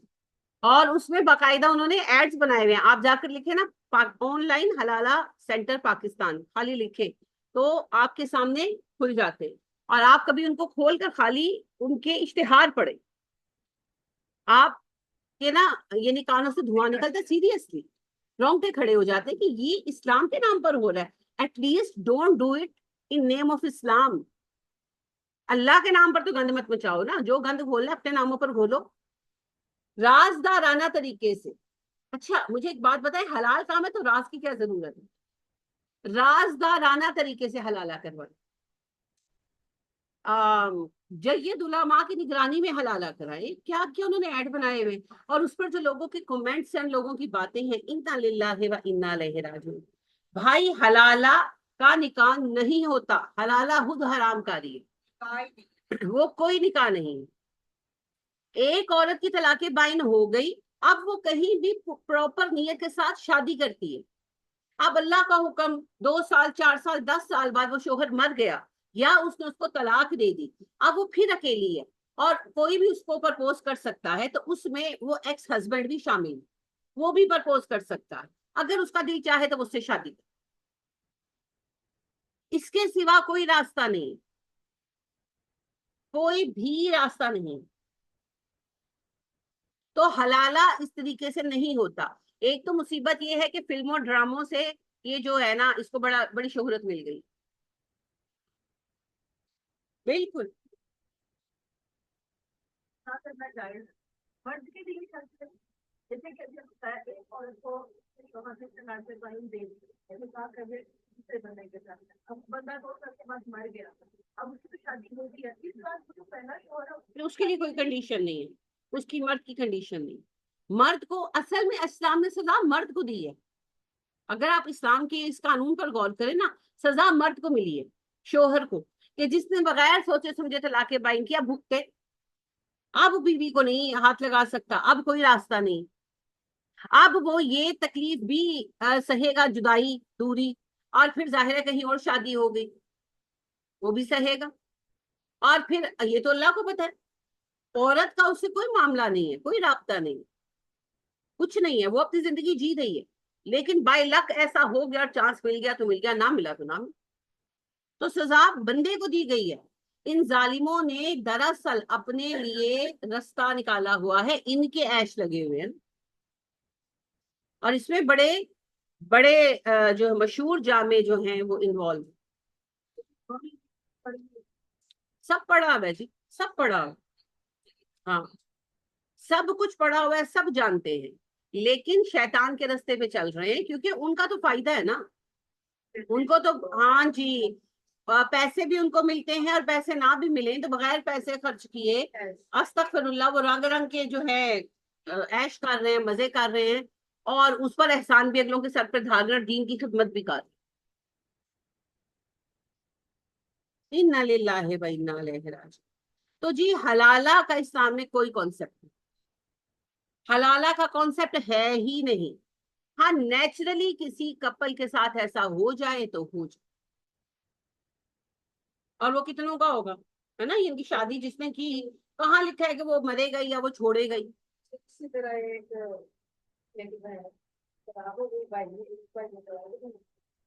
بہنوں نے مل کے دوسرے بھائی کے ساتھ بتایا حلالہ کروایا. انا للہ و انا الیہ راجعون. حرام ہے جی، حرام ہے جی، بالکل حرام ہے، بالکل حرام. مذاق بنایا اب. اور میں تو عورتوں پر حیران ہوتی ہوں جو مان جاتی ہوں. جب کسی اور سے شادی ہی کرنی ہے پھر کسی اور سے ہی کرو. پہلے کے ساتھ واپس شادی کرنے کے لیے، حلالے کے لیے کسی کے ساتھ شادی کرنی ہے نا، تو ایک ڈھنگ کا بندہ ڈھونڈ کے اسی کے ساتھ کرو، اسی کے ساتھ رہو. ہاں پھر اس کے ساتھ جا کر کیا کرنا ہے؟ ہاں اللہ بہتر عطا کرے گا. چھوڑو. نہیں تو پھر بچوں کے لیے جا رہے ہیں پہلے کا. دیکھیں جی، پہلی بات یہ ہے، اگر واقعی صحیح آپ نے کہا بچوں کی اتنی فکر ہے، پتہ ہے کہ شوہر غصے والا ہے، تو پہلے ہی زبانیں قابو میں رکھو. اور دوسری بات یہ ہے کہ اللہ پاک کہتے ہیں تمہارے مال، تمہاری اولادیں اللہ کے مد مقابل تمہارے ذرا برابر کام نہیں آنے والے. تو ان اولادوں نے کہنا ہے کہ اللہ جی ساڑے کو پوچھ کے کیتا سی، ہمیں کیا. اور اس طرح کے ریلیشن کے بعد، اکٹھے ہونے کے بعد جو اولادیں ہوں گی وہ بھی بیسیکلی جائز نہیں ہوں. حالانکہ ان بیچاروں کا قصور تو نہیں ہے، لیکن بہرحال یہ مسائل تو آئیں گے. تو یہ حلالہ بھی ایک سبب تھا، جو اللہ پاک نے کہا نا کہ یہ جو کفار کے سردار کہتے ہیں کہ محمد مجنون ہے صلی اللہ علیہ وسلم، تو ان کا حال تو یہ ہے. اور اخلاقی خرابیاں تو جو ہیں، یہ جھوٹے ہیں، یہ چغل خور ہیں، یہ بددیانت ہیں، یہ تو ہیں بھی زنا کی اولادیں. تو زنا کا ایک بڑا سبب یہ حلالہ بھی تھا. حلالہ ہوتا ہی نہیں، یہ تو دین ابراہیمی پر نا. تو دین ابراہیمی کے نکاح کے اندر تو یہ سب ہے ہی.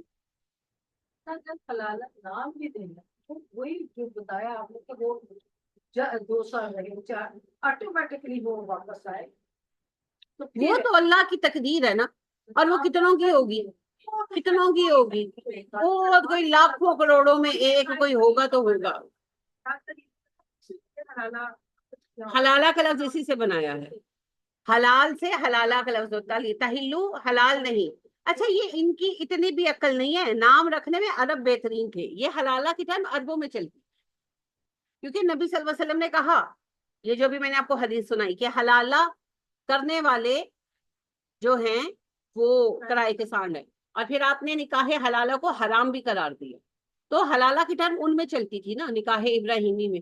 طلاق کا کانسیپٹ تو تھا نا، بس اس کو بگاڑا ہوا تھا. تو طلاق بائن کا پھر انہوں نے یہ حل نکالا. تو یہ ان کی خرابی ہے جو بدقسمتی سے آج تک ہمارے ہاں چل رہی ہے. اچھا یہاں پر یہ جو چیز ہے نا، شیعوں میں نکاح متع نے گند بہت پھیلایا. ہمارے یہاں نکاح حلالہ، شیعہ نکاح حلالہ کو نہیں ایکسپٹ کرتے، مگر وہ متع نے ان کی اخلاقی حالت بگاڑ دی. ہم نے نکاح متع کو نہیں مانا، مگر نکاح حلالہ نے ستیہ ناش مار دیا. تو یہ جو ہے نا، سمجھنا ہوگا اور کھڑا ہونا ہوگا. دنیا کا کوئی نقصان آپ کے آخرت کے نقصان جیسا نہیں ہو سکتا. جس شوہر نے چھوڑ دیا، جو اتنا ناقدر ہے، اس کو چھوٹ ہی جانا بہتر. بار بار ہاں بچے چھوٹ گئے کوئی بات نہیں، جنت چھوٹ گئی یہ سوچنے کی بات، یہ سوچنے کی بات ہے. اب دیکھیں جو خواتین مسلمان ہوئیں اور ان کے گھر والوں نے ان کو نکالا، وہ اپنے بال بچے چھوڑ کر دیے، چھوڑ کر آئی، سہا سب کچھ سہا. آج بھی آپ دیکھیں جو یورپ وغیرہ میں کوئی عورتیں مسلمان ہوتی ہیں تو ان کو سب کچھ نہیں چھوڑنا پڑتا. ایک خاتون ہے ماریا، اب تو بہت بوڑھی ہو گئی ہیں، بڑی پیاری خاتون ہے. ان کے آتے ہیں نیٹ پر، پیاری مطلب بہت متقی خاتون ہے. تو وہ جو ہیں جب وہ مسلمان ہوئی ہیں تو اب یہ تقریباً 22-23 سال پیچھے کی بات ہے. تو وہی ہوا جو سب کچھ ہوتا ہے، تقریباً ان کی عمر 32-33 سال کی. تو ماں باپ نے بھی چھوڑ دیا، بہن بھائیوں نے بھی چھوڑ دیا، شوہر نے بھی چھوڑ دیا. اور شوہر نے کیس کیا عدالت میں، بچے بھی لے لیے. اور عدالت نے فیصلہ دیا کہ اس خاتون کی ذہنی حالت ٹھیک نہیں ہے. یہ اس سے پتا چلتا ہے کہ اس نے ایک بیکورڈ ریلیجن جو ہے وہ ایکسپٹ کیا ہے. تو ٹھیک ہے، اس کی لائف ہے، جو چاہے کرے، پر بچے یہ نہیں پالے. تو بچے بھی شوہر کو دے دی. اور وہ خود کہتی ہیں، ان کا انٹرویو میں نے سنا کہ وہ کہتی ہے کہ میرے لیے سب سے مشکل ٹائم وہ تھا جب عدالت نے فیصلہ سنا، اور میری آنکھوں کے آگے اندھیرا آ گیا. مجھے لگا کہ میں گر جاؤں گی، لیکن پھر مجھے صحابیات کی قربانیاں یاد آئیں کہ انہوں نے کیسی کیسی قربانیاں دی. تو میں نے صبر کیا، اور پھر انہوں نے اپنا فل ٹائم جو ہے اسلام کی تبلیغ پہ لگایا. خیر پھر اللہ نے ان کے لیے بہت آسانیاں بھی کی. ان کی ماں بھی آگے چل کر مسلمان ہو گئی. ان کا سگا باپ تو نہیں رہا تھا، تو ستیلا باپ ان کی والدہ کا ہسبینڈ وہ بھی مسلمان ہو گیا. اور پھر تقریباً 17 سال بعد ان کو ایک میل آئی، تو وہ ان کا بیٹا تھا. ہاں تو اس نے پھر اسلام قبول کر لیا. خیر کہنے کا مطلب یہ ہے، یہ تو خاتون کی قربانیاں ہیں. اللہ کو منظور تھا. کہیں ایسی ہوں گی جن کی فیملی پلٹی نہیں ہوگی, کبھی بھی نہیں پلٹی ہوگی. یہ تو اللہ کی تقسیم ہے. تو کہنے کا مقصد یہ ہے کہ یہ کوئی دنیا سے باہر کی بات نہیں ہے. ایک دفعہ بیٹھ کر یہ سوچے کہ حلالہ کر کے اللہ کے سامنے کس منہ سے کھڑے ہونے. جب اللہ یہ کہیں گے کہ اپنی مرضی سے پوری زندگی, دیکھیں ایک یعنی ہے کہ کسی وقت کسی نے کوئی انلیگل ریلیشن شپ بنا لیا, illicit ریلیشن شپ بنا لیا. ایک یہ ہے کہ اپنی مرضی سے ایک انلیگل ریلیشن شپ کو پوری عمر کے لیے لے کر چلے, اور اس کو نام بھی شادی کا دیا, اور جانتے بوجھتے ہوئے گند میں گھسے جا رہے, اور اس سے اولادیں بھی پیدا کر رہے, اور مان بھی نہیں رہے کہ ہم غلط.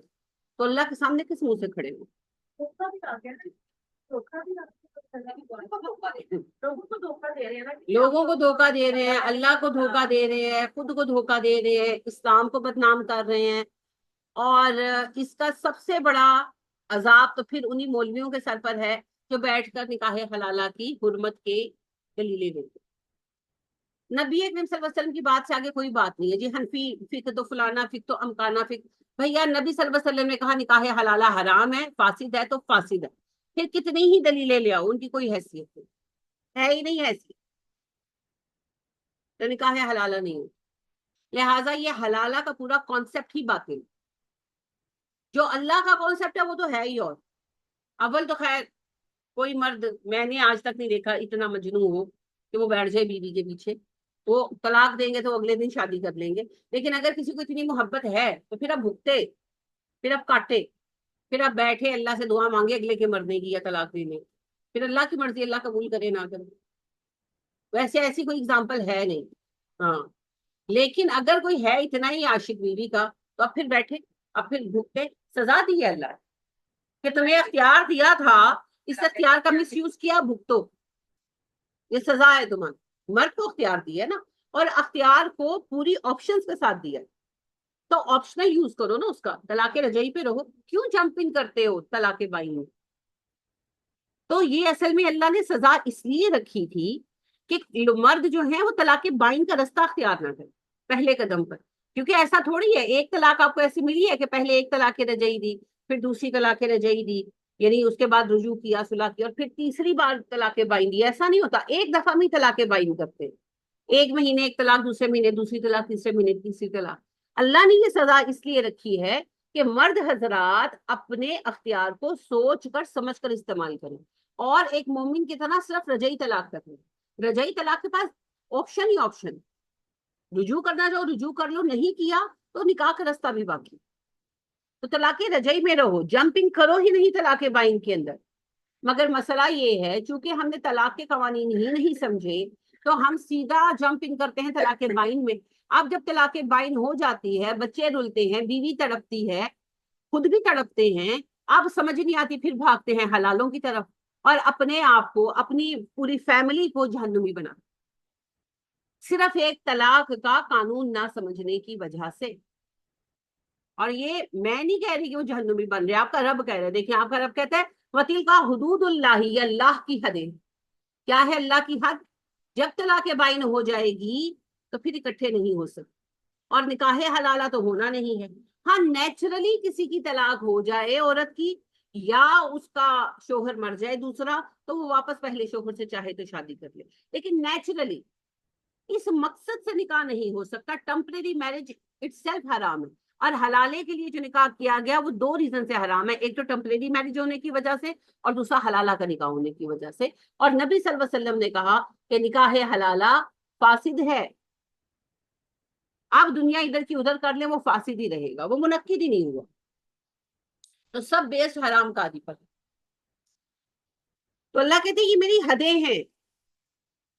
اب ہم ان حدوں کو کتنا کراس کرتے ہیں؟ ہمیں ہاتھوں کا ہی نہیں پتا ہوتا تو آپ نے صحیح کہا, پتا نہیں ہے, لیکن ignorance of law is not an excuse.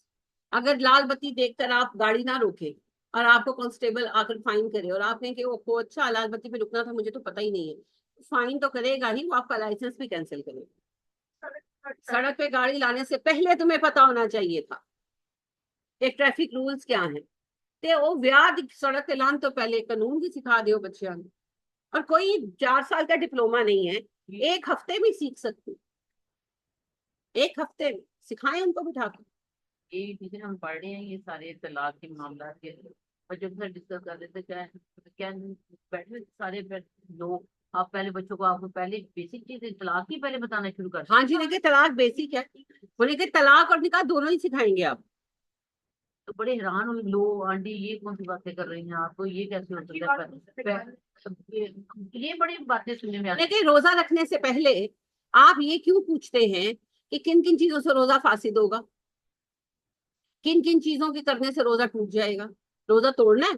نہیں توڑنا نا، احتیاط کے لیے.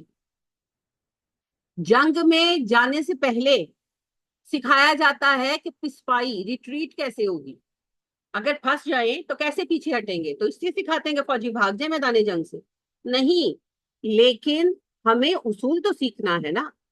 تیراک کو جب تیراکی سکھائی جاتی ہے تو اسے بتایا جاتا ہے ڈوبو گے تو کیا کرو گے، تو کیا ڈوبنے کے لیے تیراکی سکھاتے ہیں؟ نہیں. لیکن اس کو پتا تو ہونا چاہیے کہ ان کیس آف ایمرجنسی کیا کرنا ہے. اور مجھے یہ بھی کہا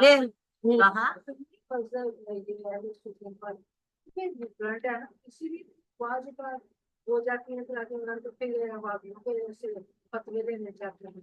نہیں، دیکھیں پہلی بات یہ ہے کہ یہ میں نے جو اہل سنت ہیں انہی میں اہل حدیث اہل سنت میں ہی آپ کے دو مین گروپ بن گئے ہوئے ہیں نا بدقسمتی سے، شیعہ اور سنی. تو شیعہ اور سنی میں جو اہل سنت ہیں ان کو سنی کہتے ہیں نا آپ کے یہاں اس عام میں.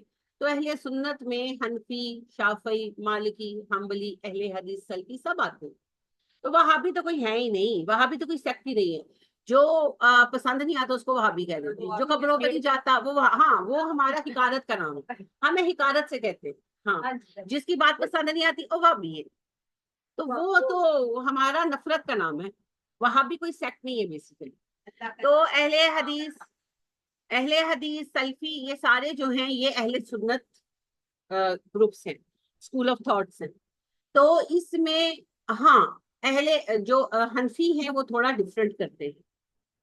اس میں ابو حنیفہ نے تو جو اپنی رولنگز دی سو دی، آگے چل کر ان لوگوں نے چینج کیا نا جب یہ لارڈ میکالے وغیرہ کے ذریعے جب قانون بنا تو اس کو ایز اٹ از ایکسپٹ کیا. لارڈ میکالے نے کیا اکیلے بیٹھ کر بنا لیا تھا؟ نہیں، ظاہری بات انہوں نے کچھ عالم ہائر کیے تھے نا. تو یہاں چونکہ حنفی فقہ زیادہ پریویل کرتا ہے تو حنفی علماء تھے تو ان کی رائے سے ان کے اس سے بنایا تو وہ پھر حنفی لا کا حصہ بن گیا. ٹھیک ہے، اب وہ حنفی لا سے مراد سارا قانون وہ نہیں جو ابو حنیفہ سمجھا گئے، اس پہ اتنی صدیوں میں بڑا کام ہوا ہے. کچھ کام اچھا ہے کچھ کام غلط ہے. تو اب جو حنفی ہیں وہ 3 طلاقوں کو ایک وقت میں 3 مانتے ہیں، ایک وقت میں دی گئی 3 طلاقوں کو ایک مانتے. ٹھیک ہے، بہت دفعہ یہ بات ہو چکی ہے عمر فاروق رضی اللہ تعالیٰ عنہ کے فتوے پر، یہ آگے معاملہ آ بھی جائے گا. اور جو اہل حدیث ہیں وہ ان کو 3 مانتے ہیں کیونکہ نبی صلی اللہ علیہ وسلم کی رولنگ یہی ہے. تو پھر جب یہ پھنستے ہیں ایک وقت میں 3 طلاقیں دے کر، طلاق ہے طلاق ہے طلاق ہے، تو پھر جو حنفی علماء ہیں وہ فقہ حنفی کے مطابق رولنگ دیتے ہیں. تو یہ پھر جاتے ہیں اہل حدیث کے پاس، پھر اہل حدیث سے لیتے ہیں. لیکن اہل حدیث جو ہیں ان کا فتویٰ صحیح. اور حنفی جو ہیں یہ رجعی نکاح جو ہے اس کو سبھی مانتے ہیں، مگر آج تک میں نے کسی حنفی کا فتویٰ نہیں اس کے اوپر دیکھا. یعنی کہ لیگلی مانتے ہیں لیکن وہ آج تک جو ہے نا اس کا فتویٰ نہیں دیکھا میں نے، پتہ نہیں کیوں. جیسے نمازیں ملانا بخاری کا موضوع پڑھائیں گے پر آج تک منہ سے نہیں کہیں گے کہ ہاں نمازیں ملا لو. اہل حدیث کھل کر کہیں گے. تو وہ بس تھوڑا سا یہ ہے معاملہ.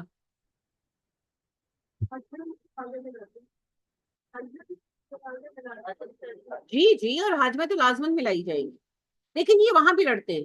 جب ہم مذاق نہیں، جب ہم حج پر گئے نا تو ظاہر ہے بہت بڑا گروپ تھا تو ہم لوگوں کو یعنی آواز نہیں آ رہی. خطبہ تو ہم نے سن لیا کسی نہ کسی طرح وہ ہینڈ فریز وغیرہ لگا کر. اب اس کے بعد جب نماز کا وقت آیا تو وہ ہینڈ فریز لگا کر تو نماز نہیں پڑھی جا سکتی. تو پھر یہ ڈیسائیڈ کیا کہ ہم لوگ اپنی جماعت کرتے ہیں، ایسے ہی ہوتا ہے. کہا دے تھے لوگ تو 2 نمازیں ملائیں. ایک بچے تھے ہمارے درمیان عامر نام تھا ان کا، ینگ بچے تھے ماشاءاللہ ماشاءاللہ حافظ تھے. تو ان کو کہا کہ آپ امامت کریں تو انہوں نے نمازیں پڑھی. اچھا، وہ ایک ہمارے ہی گروپ کا ایک صاحب تھے تو وہ بحث شروع ہو گئی، نماز ہم کھڑے ہیں اور نماز نہیں شروع ہو رہی. تو ظاہر ہے بندے تھے وہ آگے تھے, ہم خواتین پیچھے تھے. تو بہرحال کچھ بحث ہوئی, پھر ہم نے دیکھا کہ ایک جماعت الگ ہو گئی, انہوں نے الگ نماز پڑھی, ہم نے الگ نماز پڑھی. بعد میں نے اپنے میاں سے پوچھا کہ کیا ہوا, تو وہ کہنے لگے کہ 2 نمازیں نہیں ملائیں گے, ظہر پڑھائیں گے, اثر کے وقت پہ پڑھائیں گے. تو عامر بچہ جو تھا اور کچھ اور لوگ تھے, انہوں نے کہا کہ نبی صلی اللہ علیہ وسلم کی سنت ہے, یہاں تو نماز ملائی جائے گی. تو انہوں نے اس بات پر بحث کی, پھر وہ ہارش ہوئے, یعنی کہ وہ لال ہو رہے تھے, میں دور سے ہم دیکھ رہے تھے کہ لال ہو رہے تھے. اور وہ بچہ ماشاءاللہ اللہ اس کو برکت دے, وہ جو ہے نا ویسے تو ان نون تھا لیکن گروپ میں تھا ہمارے, تو وہ بےچارا سر جھکا کر بڑے آرام سے بات کی جا رہا تھا. پر وہ پہلے تو ڈانٹا ڈپٹا بولے, پھر فائنلی وہ اپنے ہم خیال لوگوں کو لے کر الگ ہو گئے. تو وہ 10-15 لوگوں نے الگ پڑھی, اور یہ ہم 50-60 لوگ تھے, ہم نے الگ پڑھی. کہ انہوں نے ظہر پڑھی اور اثر انہوں نے اثر کے ٹائم پڑھی, ہم نے ظہر اور اثر ملا کر پڑھی جیسا کہ نبی صلی اللہ علیہ وسلم کا حکم ہے.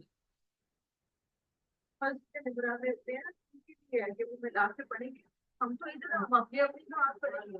بہت دفعہ میں نے ان کو کہا وضو کرتے ہوئے رہتا سکھا رہے ہیں, ویسے ایسا باپ کی مرضی ہے. کچھ نہیں کیا جا سکتا, صرف سمجھایا جا سکتا ہے. میں نے آپ کو کہا نبی کریم صلی اللہ علیہ وسلم نے ملا کر پڑھی, ابو بکر عمر رضی اللہ تعالیٰ عنہما نے, پھر عثمان کا زمانہ آیا, عثمان بھی ملا کر پڑھتے تھے. 1 سال انہوں نے جو ہے نا قصر بھی نہیں کرائی اور نماز نہیں ملائی. ٹھیک ہے, تو وہ صحابہ نے اعتراض کیا, انہوں نے کہا کہ یہ آپ نے کیا کیا, آپ نے نماز قصر نہیں کی اور آپ نے کمبائن نہیں کی. تو انہوں نے کہا کہ میری یہاں شادی ہو گئی, میں نے مکہ میں شادی کر لی, تو میرا تو سسرال ہو گیا. تو انہوں نے کہا اس سے کیا ہوتا ہے, آپ کا گھر نہیں ہے. ہاں وہ آپ کا گھر نہیں, گھر تو آپ کا مدینہ میں ہے نا, اپنے ریزیڈینشیل ایڈریس کی بات کر. اور یعنی کہ علی رضی اللہ تعالیٰ عنہ نے تو پھر ان کی پیچھے نماز ہی نہیں پڑھی, انہوں نے کہا کہ ہم جدتوں کو قبول نہیں کریں گے. تو پھر نیکسٹ نماز عثمان رضی اللہ تعالیٰ عنہ نے اسی پیٹرن پر پڑھائی, صرف ایک نماز پڑھائی, اور اوپنلی صحابہ نے اپوز کیا کہ آپ کیسے چینج کر سکتے ہیں. اور انہوں نے ریزن دی کہ میں چینج نہیں کر رہا, میں نے نکاح کر لیا ہے مکہ میں. تو اس پر انہوں نے جواب دیا کہ وہ آپ کا ریزیڈینشیل ایڈریس تو نہیں ہے نا, یہ جو کہتے ہیں نا کہ تمہارا میکا جہاں پر ہے وہ بھی تمہارا گھر ہے, بچیوں کو کہتے ہیں نا. تو دیکھیں عثمان رضی اللہ تعالیٰ عنہ کا سسرال تھا نا, مگر انہوں نے کہا آپ کا ریزیڈینشیل ایڈریس تو نہیں ہے نا, آپ کا صرف ریزیڈینشیل ایڈریس بنیاد ہے, ریزیڈینشیل ایڈریس جو میرا پرماننٹ ایڈریس ہے, وہاں پر میں مقیم ہوں, اور جہاں پر میں مسافر ہوں نا, وزیٹر ہوں, وہاں پر میں وزیٹر ہوں, پھر چاہے وہ میرا سسرال ہو تو چاہے میرا میکا ہو. اب مرد عورت کا الگ الگ معاملہ ہے نا, مرد کا سسرال, عورت کا میکا, وہ وزیٹر ہے, وہ چاہے 2 سال بھی رہے وہ وزیٹر ہے, وہ وہاں مقیم نہیں ہے. مقیم عورت سسرال میں ہے اور مرد اپنے میکے میں ہے. دیکھیے قصر نماز کا جب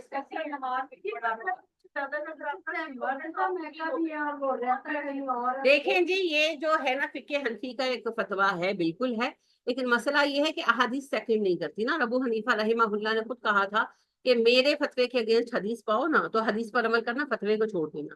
نبی کریم صلی اللہ علیہ وسلم جب تبوک گئے ہیں, یہ آپ کا جانا آنا اور وہاں رہنا سب ملا کر 3 مہینے تھے, اور آپ صلی اللہ علیہ وسلم نے قصر ہی پڑھی جب تک مدینہ انٹر نہیں ہوئے.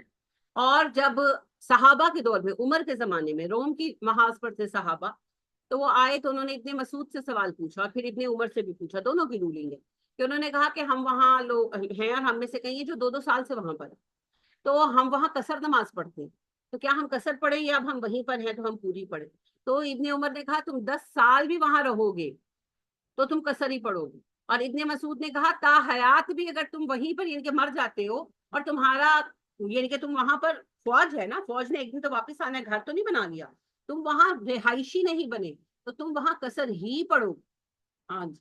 اور انس بن مالک رضی اللہ تعالیٰ عنہ کو آذربائیجان بھیجا گیا, تو وہاں برف باری ہو گئی, پھنس گئے, 6 مہینے پھنسے رہے, قصر پڑھتے رہے, کیونکہ رہنا نہیں ہے نا, رہنا نہیں ہے, واپس تو گھر آنا ہے. دیکھیں بہت آسان ہے, آپ ریزیڈنٹ ہیں یا وزیٹر, آپ اپنا ویزا چیک کریں نا, آپ کا اسٹیٹس کیا ہے. جب آپ ریزیڈنٹ ہیں تو پھر آپ قصر نہیں پڑھ سکتے, چاہے آپ تھوڑے دن کے لیے آئی ہو. جیسے میں یہاں کی ریزیڈنٹ ہوں, اور فرض کریں کہ میں کوئی کورس کرنے, پی ایچ ڈی کرنے چلے گئی 4 سال کے لیے, اب میں آئی یہاں پر, میں نے 1 مہینہ رہنا, لیکن یہاں کا 1 مہینہ میں نماز پوری پڑھوں گی, حالانکہ وہاں میں نے 4 سال رہنا ہے. مگر وہاں میں قصر پڑوں گی کیونکہ یہاں میں ریزیڈنٹ ہوں, وہاں میرا اسٹوڈنٹ ویزا ہے, وہاں میں ریزیڈنٹ نہیں ہوں, ایک ٹائم کے لیے ہوں, اس کے بعد میں نے واپس ہی آنا. تو یہاں میں 1 مہینہ آؤں گی اور وہاں میں نے 1 سال گزارنا ہے پورا, یعنی کہ سال کے 1 سال کے اندر 11 مہینے وہاں, 1 مہینہ یہاں, مگر یہاں نماز پوری اور وہاں نماز قصر, اور یہی ہوگا 4 سال. آپ کا اسٹے 15 دن سے تھا کہ زیادہ تھا؟ میں کہتی اس کے ساتھ ہاں پھر آپ کو آتی نماز نہیں, آپ کو بھی پڑھنی پڑے گی. اور بحث ہوتی ہے نا کہ ہم بندے بھی پڑھے, ہم یہ بھی پڑھے, اس کے بعد جو ہے وہ پڑھے. دیکھیے سب سے اہم بات پتہ ہے کیا ہے, یہ مسئلہ کیا ہے, یہ مسئلہ ہے فرقے کا, یہ دین کا مسئلہ ہے ہی نہیں. اگر دین کو مانیں گے نا تو بخاری اٹھا کر پڑھیں, مسلم اٹھا کر پڑھیں, ذہن کلیئر ہو جائیں گے.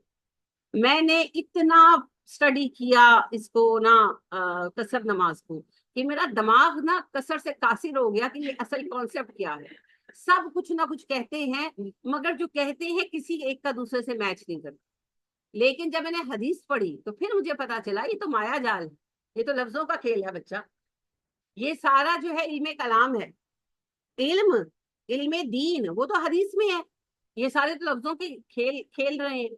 لہٰذا آپ حدیث پڑھتے ہیں تو ایسے آپ کے سامنے شفاف ہو جاتا ہے قصر کا علم, نماز قصر کا, نماز خوف. اور جب آپ پڑھتے ہیں مختلف فقہا کو تو آپ کی دماغ کا نا بھرتا بن جاتا ہے. تو لہٰذا ہماری جو بنیاد ہے وہ قرآن و حدیث, ہاں قرآن و حدیث کو سٹینڈرڈ بنے. جی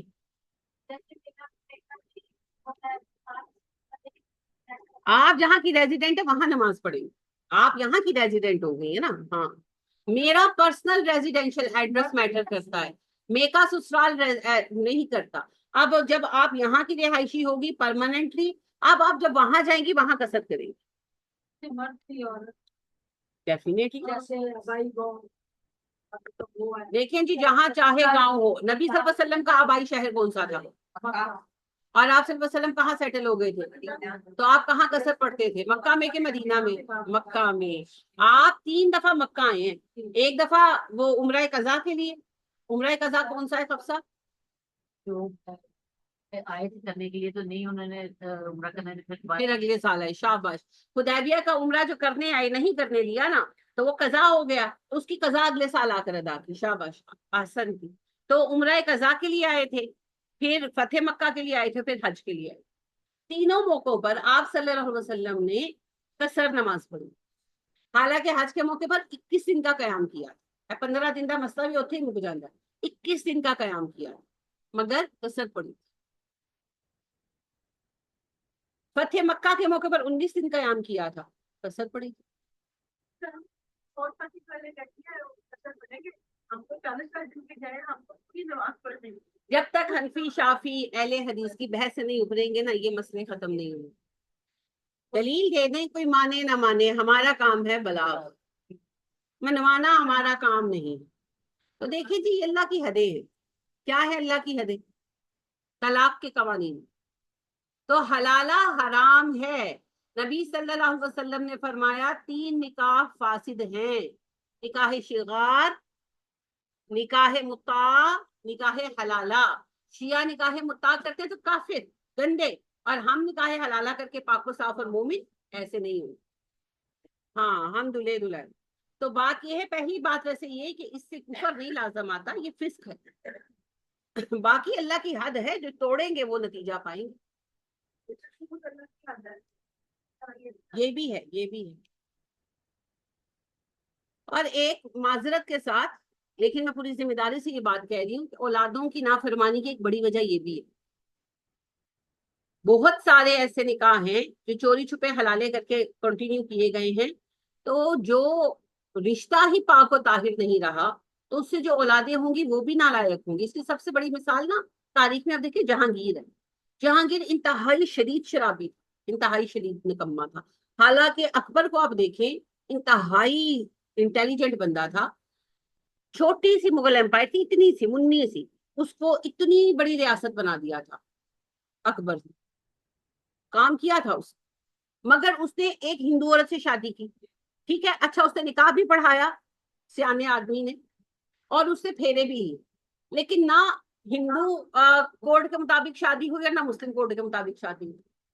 हो ही नहीं सकती।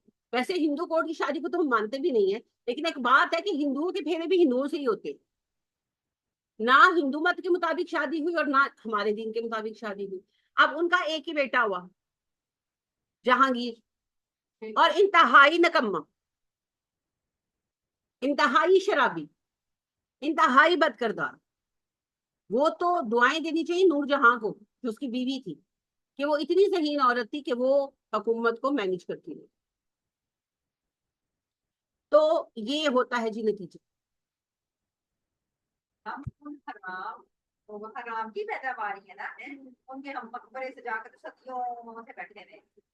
क्योंकि इसमें भी कोताही उलमा की। उलमा बेडर होकर, वैसे उलमा ने कहा, थोड़ा बहुत कहा, लेकिन फिर आगे तलवार थी ना। अगर उलमा उस वक्त सही मानों में खड़े हो जाते और अकबर की मुखालिफत सही मानों में करते, तो हमारी गर्दनों पर जहांगीर मुसल्लत ही ना हो।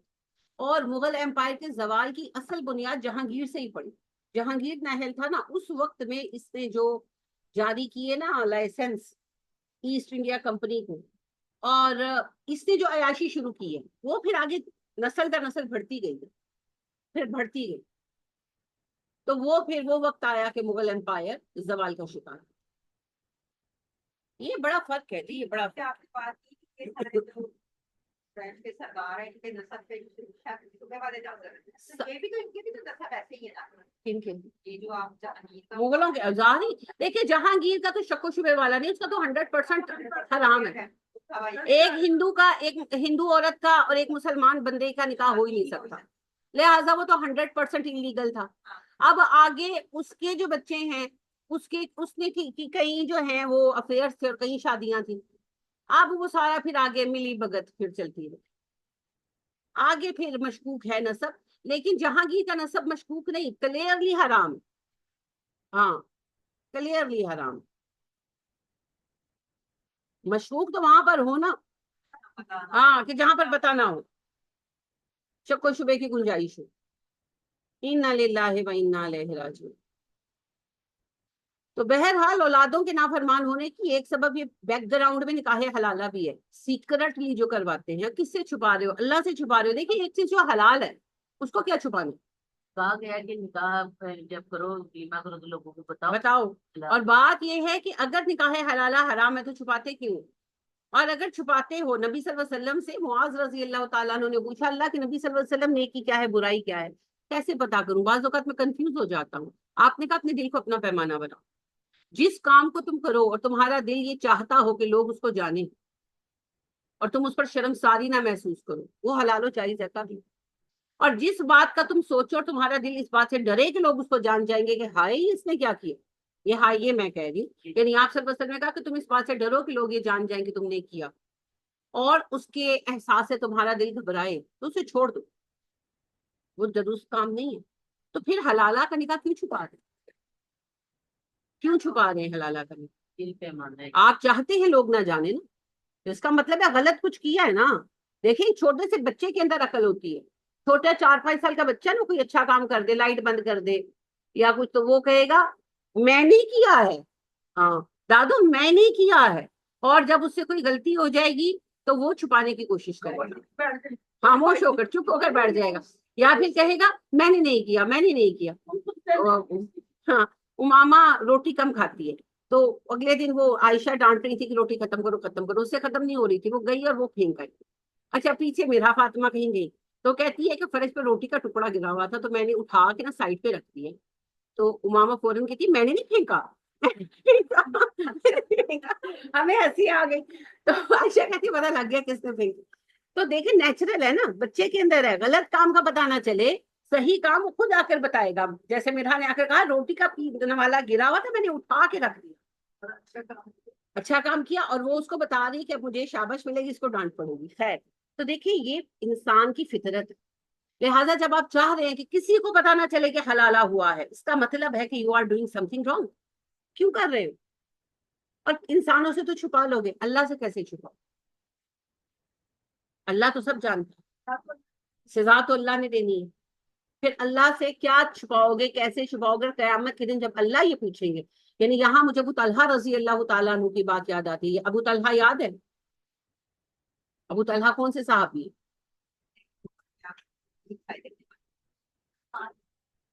हाँ जी, हाथ शल हो गया था। और किसके बाप है? चलो, किसके शोहर है? उम्मे सुलैम के शोहर है, अनस के सुतेले बाप है। खैर, तो सही कहा आपने, बारक अल्लाह फी।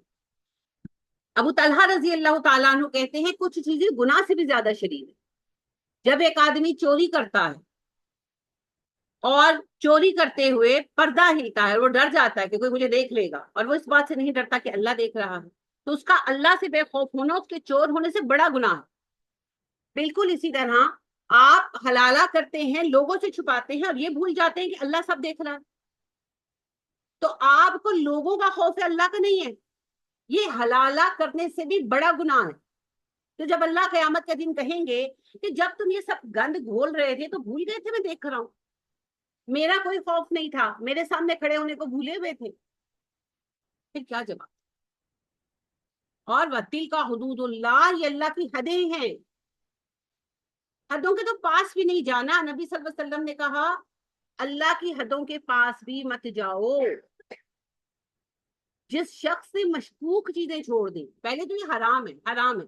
फर्ज करें जी आप बड़े ही डाई हार्ट हनफी हैं और हनफी फिक के तहत आप कहते हैं कि जी ये है मामला, चलें अहले हदीस इनकार करते हैं, शाफी मालिकी सब इनकार करते हैं, तो मशकूक तो हो गया, कॉन्फ्लिक्ट ऑफ ओपिनियन आ गया ना।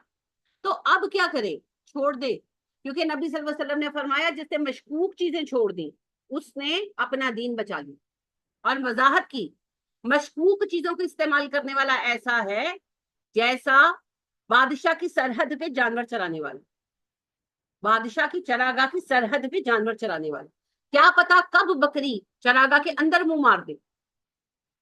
तो मशकूक चीजें भी छोड़ दो।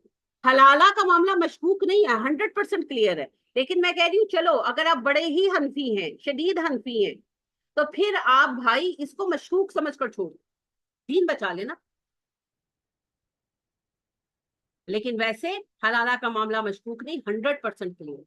इस्लाम में हलाला का कोई कॉन्सेप्ट नहीं है। इस्लाम दो चीजों को कोई रास्ता नहीं देता, हराम रिस्क को और हराम रिलेशनशिप को, इतना सा भी नहीं देता। तीसरी चीज अकीदे से मुतल्लिक है शिर्क। शिर्क के लिए एक जर्रा गुंजाइश नहीं है, और अमल में इसके हराम और इलिसिट रिलेशनशिप, नाजायज ताल्लुक, कोई इजाजत नहीं। लिहाजा वो रास्ते ही रोक दिए गए हैं जिनसे नाजायज रिलेशनशिप पैदा हो सकती। म्यूजिक, एक दूसरे के सामने खुलेआम आना, मेकअप वगैरह करके, अल्लाह ने क्यों हमें हुक्म दिया कि औरतों अपनी आसाइश आराइश ज़ेबाइश को छुपाओ। हाँ, मर्द औरतों को अलग अलग कर दिया, मखलूत कंबाइन मीटिंग्स मत रखो, अलग अलग रहो, तो वो हर चीज रोकती। तो कोई हल इसका इसका कोई जवाब नहीं है जी, इसका कोई जवाब। लेकिन जो फितने मैंने इस वक्त में देखे हैं, सचमुच एक तो मैंने इस बात को हक पाया, नबी सल्लल्लाहु अलैहि वसल्लम की हर बात सच है, लेकिन कुछ चीजें हम एक्सपीरियंस कर रहे हैं ना। तो उनमें से जो आप सल्लल्लाहु अलैहि वसल्लम ने कहा था कि आखिर वक्त में तुम पर वो वक्त आएगा कि तुम पर दिन रात फितने उतरेंगे, इस तरह जिस तरह बारिश के कतरे एक के बाद एक उतर, या इस तरह जैसे एक मोती की माला टूट जाए, एक के बाद एक मोती उसमें से गिर जाए। और एक में आपने कहा कि तुम लोगों पर फितने आएंगी लहर दर लहर, हर फितना दूसरे से बड़ा होगा, और जब एक फितना आएगा तो इंसान कहेगा कि इससे बड़ा कोई फितना आ सकता है, और अगला उससे बड़ा होगा। तो वो हाल हम लोग जी रहे, नबी सल्लल्लाहु अलैहि वसल्लम ने बयान किया था, हम उसे जी रहे। तो वाकई जब ये ट्रांसजेंडर लॉ का मसला हुआ ना, तो मैंने कहा इससे बड़ा क्या फितना अब हम पर आए। तो ये हलाला सेंटर का, यानी ये हर तरफ से ना हमें अखलाकी एतबार से तबाह करना चाहिए, हर एतबार से अखलाकी एतबार से तबाह करना चाह रहे हैं। क्योंकि जो कौम अखलाकी एतबार से तबाह होगी वो किसी चीज पर खड़ी नहीं हो सकती। तो हमें अखलाकी लिहाज से तबाह करने के लिए ये हर एक तरह का जोर लगा रहे, कि जो उधर नहीं फंसता वो इधर फंस जाए, कहीं तो फंसे, कहीं तो फंसे। तो अल्लाह की हद है जी, इसका मजाक ना बने, इसके लिए कोशिश करें, लोगों को सिखाएं, लोगों को बताएं, खुलकर बताएं। जानेंगे तो इसको रेजिस्ट करेंगे ना। युबय्यिनुहा, वो इसको वाजे करता है, ये अल्लाह की हदें हैं, अल्लाह वाजे कर रहा है अपनी हदें, ये मेरी बाउंड्रीज हैं।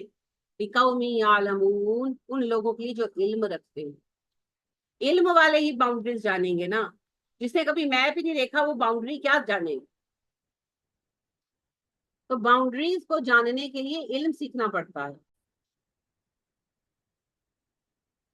جو علم ہے دیکھیں پھر سب سے زیادہ حفاظت والی چیز وہی ہے نا, جو جانے گا وہی بچے گا, ہے نا. جیسے آپ کو یہ پتا ہو کہ کھٹا کھانے سے گلا خراب ہوتا ہے تو آپ اپنے گلے کی حفاظت کر لیں گے نا.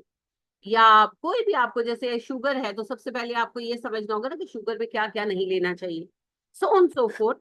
تو دین میں بھی بچنا ہے تو علم ہونا ضروری ہے. تو یہ احکامات سب کو آنے چاہیے, نکاح اور طلاق دونوں کے, ناٹ اونلی طلاق, نکاح, یہ 3 ٹاپکس ہیں جن سے شادی کا انسٹیٹیوٹ انڈرسٹینڈ کیا جا سکتا ہے. نکاح, مباشرت اور طلاق. تو تینوں کے احکام سب بچوں کو آنے چاہیے تاکہ ان کو پتا ہو کہ ہم کیا کریں کیا نہ کریں. عمر فاروق رضی اللہ تعالیٰ عنہ نے جو سلیبس لازم قرار دیا تھا نا ہر مسلمان کے لیے انڈرسٹینڈ کرنا, اس میں سورہ بقرہ, آل عمران, نساء کی شامل تھی. اسی لیے شامل تھی کہ سب کو وراثت کے قوانین پتا ہوں, نکاح کے قوانین پتا ہوں, طلاق کے سورہ تحریم شامل تھی, سورہ احزاب شامل تھی, اور سورہ طلاق شامل تھی, اور سورہ نور شامل تھی کہ پردے کے احکام پتا ہوں. یعنی یہ وہ ہمارے روزمرہ کے احکام ہیں نا. تو یہ عمر فاروق رضی اللہ تعالیٰ عنہ نے لازم قرار دیا تھا کہ ہر مسلمان مرد و عورت کو اتنا قرآن آنا چاہیے انڈرسٹینڈنگ کے ساتھ. اور اس میں بڑی حکمت ہے, آپ میں دیکھتی ہوں تو میں کہتی ہوں کہ ماشاءاللہ بہت زیادہ ظاہری بات ہے, عقل مند تھے عمر رضی اللہ تعالیٰ عنہ. انہوں نے ایگزیکٹ وہ سلیبس بنایا تھا جس کو پڑھ کر اسلام کی بنیادی تعلیمات سے ہر مسلمان مرد و عورت آگاہ ہو سکے. وہ بھی جڑا مولوی صاحب کو پڑھا دیتا. صحیح کہہ رہے ہیں, صحیح کہہ رہے ہیں. صرف قرآن جو ہے وہ ہم نے وربل پڑھنا ہے, اور مرد حضرات تو بہت کم ہیں جو قرآن کے ساتھ جڑے ہوئے ہوں, زیادہ تر نہیں جڑے ہوئے ہوتے. اور وہی بات ہے کہ گھروں میں ختم ہوتا ہے نا قرآن کا ختم شریف, تو اس میں خواتین کو بچیوں کو بٹھا دیتے اور بچے بیٹھ کر اپنے ٹی وی دیکھ رہے ہوتے. ہاں وہ بھی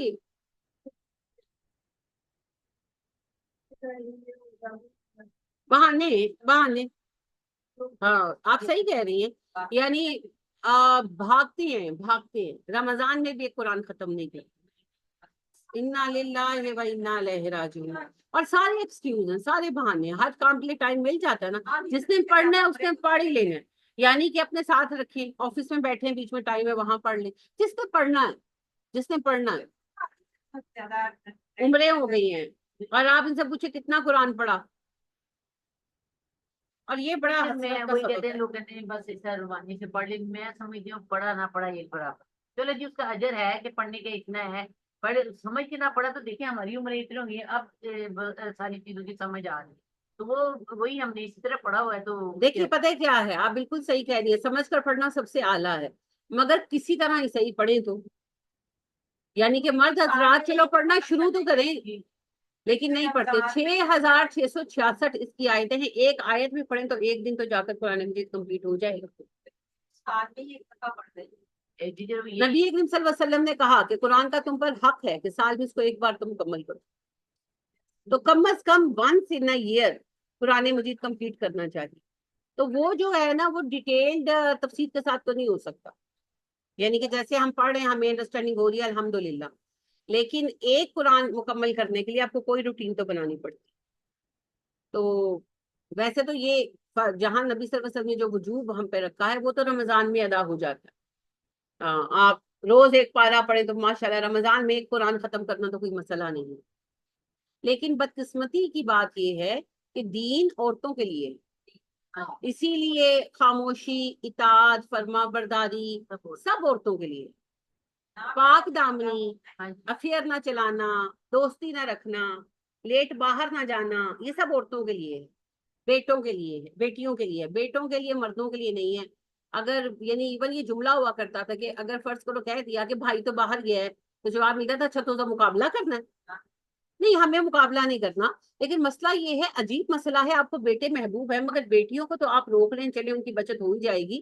بیٹے جہنمی ہو جائیں تو ہو جائیں, وہ راتوں کو آوارہ گردی کرے, وہ افیئر چلا لے, اللہ معاف کرے وہ جدھر چاہے منہ مار لیں, تو وہ ٹھیک ہے.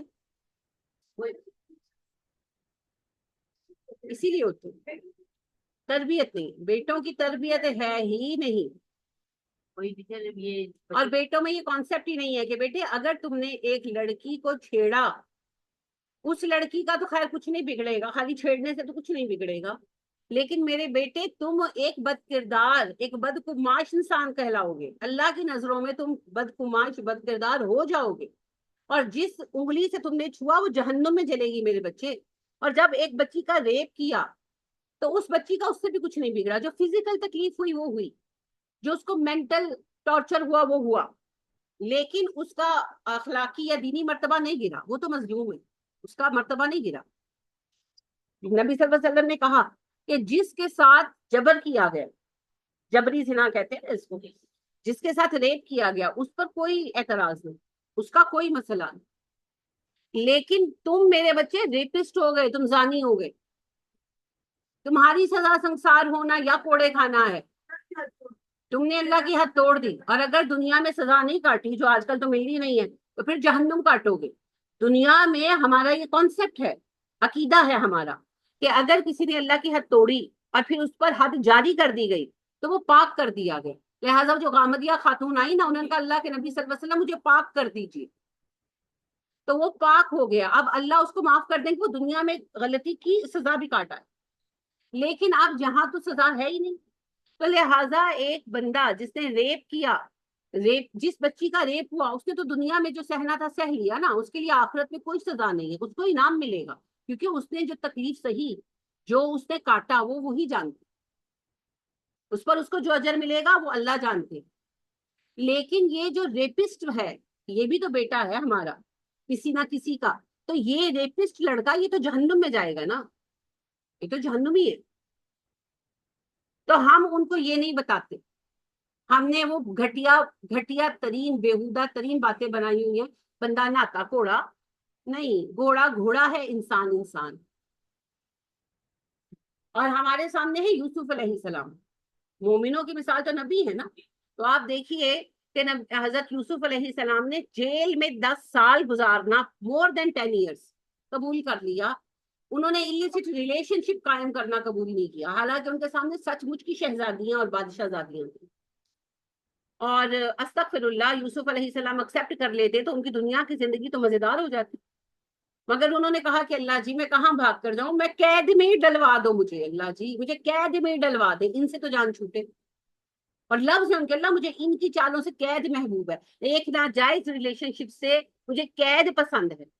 और इससे पहले कि मैं इनमें से किसी के चक्कर में आ जाऊं, मैं कमजोरी का शिकार हो जाऊं, मुझे आप कैद में भेज दो। ये है मोमिन का कहना। बैठे बात इसी तरह ये मुझे पे बात कर रहे थे, लेकिन पता नहीं कहाँ से बच्चों को दिल में जगह, लेकिन जब एक बच्चे ने कहा कि आंटी जब आप अपना बेटा ब्याहेंगे ना, तो उस माँ के अंदर एक अलहदा से ही गुरूर होता है, वो ये कि इन चीजों को कैसे मानेगी। तो उस टाइम से सोचते रहे कि हमारे दिन किस तरह के, हम आप हक बात सुनना नहीं चाहते, क्या वाकई ऐसी। ये उनसे सवाल करें कि बेटे किस बात का गरूर है, मैं एक बेटे की माँ हूँ, मैं ये बात नहीं, तो मेरा बेटा को इस तरह उन्हें कि आपको उस बच्चों को समझाने की जरूरत है ना कि बेटे आपको ये गरूर है कि आप मर्द हैं, आप बेटे हैं, तो क्या आप सोना हकते हैं, क्या कारनामा कर लिए, नहीं कौन सा आपने जन्नत अपने वालिदैन के लिए जन्नत का टिकट ला कर दे दिया। आप मुजाहिद हैं, किस बात पे फख्र करें, मेरा बेटा खालिद बिन वलीद है, अनस बिन मालिक है, क्या है मेरा बेटा, कौन सा उमर फारूक है, किस बात पे फख्र करूं मैं, अब्दुल्ला बिन उमर है, क्या है मेरा बेटा, किस बात पर फख्र की बात क्या है। बेटे बेटियां तो वो देता है, इससे क्या फर्क पड़ता है। तो बात ये नहीं है कि बेटा है या बेटी है इस पर हम गरूर करें। देखिए उन बच्चों के जहन में ये बातें, वो बच्चे पैदाइशी तो लेकर नहीं, माँ बाप ने डाली है ना, ये बातें वो घरों में सुनते हैं। मैं ते पुत्र दी मामा, हाँ जी, ओहो हाँ जी, पता भी थी जी पुत्र हटाते क्यों नहीं बिकते। अस्तगफिरुल्लाह, क्या फर्क पड़ता है। हमारे नबी सल्लल्लाहु अलैहि वसल्लम बेटियों के बाप, आपके सब बेटे वफात पा गए थे, और ये तो कुफार की सिफत बयान हुई है कुरान में बार बार کہ وہ کہتے ہیں ہمیں تو بیٹے دیے گئے ہیں، ہمیں تو بیٹے دیے گئے ہیں. یہ کفار کا جملہ ہے جو قرآن میں ریپیٹ ہوا ہے بار بار. نبی صلی اللہ علیہ وسلم پتانا دیتے تھے نا کہ محمد تیرے تو بیٹے مر گئے، ہمارے بیٹے زندہ ہیں صلی اللہ علیہ وسلم. تو اکیلا ہے، ہمارے بیٹے تو فرما بردار ہے. اور اللہ نے خود کہا کہ ہم نے ان کو بیٹے دیے ہیں، بنی نا شہودا، حاضر خدمت بیٹے. لیکن اس سے کوئی فرق نہیں پڑتا، کوئی فرق نہیں پڑتا. ایک ہو پر نیک ہو کی بات ہے. بیٹی ہو بیٹا ہو، نیک ہوگا تو پھر کسی کام آئے گا، ورنہ کیا فائدہ. اور دوسری بات یہ ہے کہ جنت میں تو اپنے ہی عمل سے جانا ہوگا. قیامت کے دن آپ کا رب کہتا ہے یوم یفر المرء من اخیہ و امہ و ابیہ و صاحبتہ و بنیہ. جن بیٹوں کے ماں باپ ہونے کا غرور ہے، قیامت کے دن وہ اپنے اماں ابا سے بھاگیں گے. جان چھوڑو اماں جی، مغرو لتھو ابا جی، I am not interested in you. آج تو مجھے اپنی فکر ہے. تو بیٹے بھی کسی جوگے ہوں گے تو کچھ کریں گے نا. بیٹے کون سے امام کسائی بنا دیے ہیں، بیٹے کون سے اللہ کی راہ میں دے دیے ہیں. وہ بیٹے ہوں گے تو پھر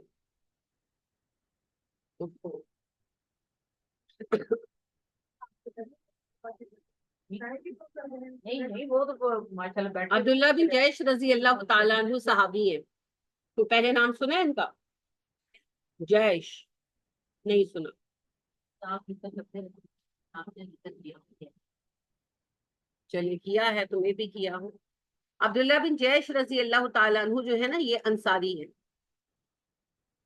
اور جب غزوہ احد ہوا تو صبح غزوہ تھا، رات بیٹھے تھے اپنا اپنا کام کر رہے تھے، سب تلواریں تیز کر رہے تھے، تیر تیز کر رہے تھے. تو سعد بن ابی وقاص کے پاس آ کر بیٹھے عبداللہ بن جیش. کہنے لگے کہ سعد آپ دعا مانگے میں آمین کہوں گا، پھر میں دعا مانگوں گا آپ آمین کہیں. سعد نے کہا ٹھیک ہے. سعد نے دعا مانگی کہ اللہ کل ایک زبردست کافر سے میرا مقابلہ ہو اور میں اس کو پچھاڑ دوں اور اس کو قتل کر دوں اور میں غازی بنوں. یہ آمین کہتے رہے. پھر ان کی باری آئی، انہوں نے دعا مانگی اللہ کل میں خوب تیری راہ میں جنگ کروں، خوب جنگ کروں، اور کسی بڑے سے بڑے بہادر کو میرے سامنے وہ ٹک نہ سکے. اور پھر کوئی بڑا شدید سردار آئے کافر جو بہت طاقتور اور وہ مجھے پچھاڑ دے اور مجھے شہید کر دے اور میری ناک اور کان کاٹ دے. اور جب میں قیامت کے دن ناک اور کان کے بغیر اٹھایا جاؤں اور تم مجھ سے پوچھے کہ ابن جیش تیرے ناک کان کہاں ہو، تو میں کہوں اللہ میں نے بہت گناہ کیا اپنے ناک اور کانوں سے، تو میں نے چاہا ہی نہیں کہ تیرے پاس لے کر آؤں. تو ایک کافر نے تیری راہ میں میرے ناک کان کاٹ دی اور تو مجھے بخش دے. اور سعد نے آمین کہا. اور اگلے دن یہی ہوا دونوں کے ساتھ جو انہوں نے مانگا تھا. بالکل ینگ آدمی تھے عبداللہ بن جیش. یہ بیٹے ہیں جن پر ماں باپ کو فخر ہونا چاہیے. ان کو قتل کیا اور ان کے ناک اور کان واقعی کاٹ دیے اس ظالم نے. ان لاشوں کا مسئلہ کیا تھا نا، حضرت حمزہ وغیرہ کے بھی کاٹ دیے تھے. میں یہ بیٹے ہیں جن پر فخر ہونا چاہیے. فخر کی قابل بچے ہیں ایسے بچے. آپ دیکھیں انس 10 سال کے تھے، بچے تھے. ان کی ماں نے ان کو نبی صلی اللہ علیہ وسلم کے پاس چھوڑا. اتنے اچھے بچے تھے، 10 سال کیا عمر ہوتی ہے، مگر نبی صلی اللہ علیہ وسلم کے رازدار. آپ صلی اللہ علیہ وسلم اتنا بھروسہ کرتے تھے کہ آپ نے الاؤ کر رکھا تھا کہ جب میں اپنی بیوی کے پاس ہوں نا تو تم بغیر اجازت اندر آ سکتے. یعنی کہ وہ اتنے رازدار تھے آپ کہ کوئی راز کی بات باہر نہیں بتاتے. اور آپ اپنی بیویوں کے ساتھ ایک بستر پر آرام فرما ہوتے اور انس آپ کے پاس آ سکتے تھے. آپ نے الاؤ کیا ہوا. 10 سال انس آپ کے ساتھ رہے ہیں. انس کے منہ سے کسی نے کوئی بات نہیں آپ کے گھر کی سنی، آپ کی ماں نے نہیں سنی. وہ 10 سال کا بچہ راز رکھنا جانتا. یہ بچے ہیں جن پر فخر ہونا چاہیے. میں اکثر حیران ہوتی ہوں. کیا نام تھا انس کی والدہ کا؟ ام سلیم. شاباش. ام سلیم کو کیسا فخر ہوگا اپنے بیٹے کو پر قیامت کے دن نا.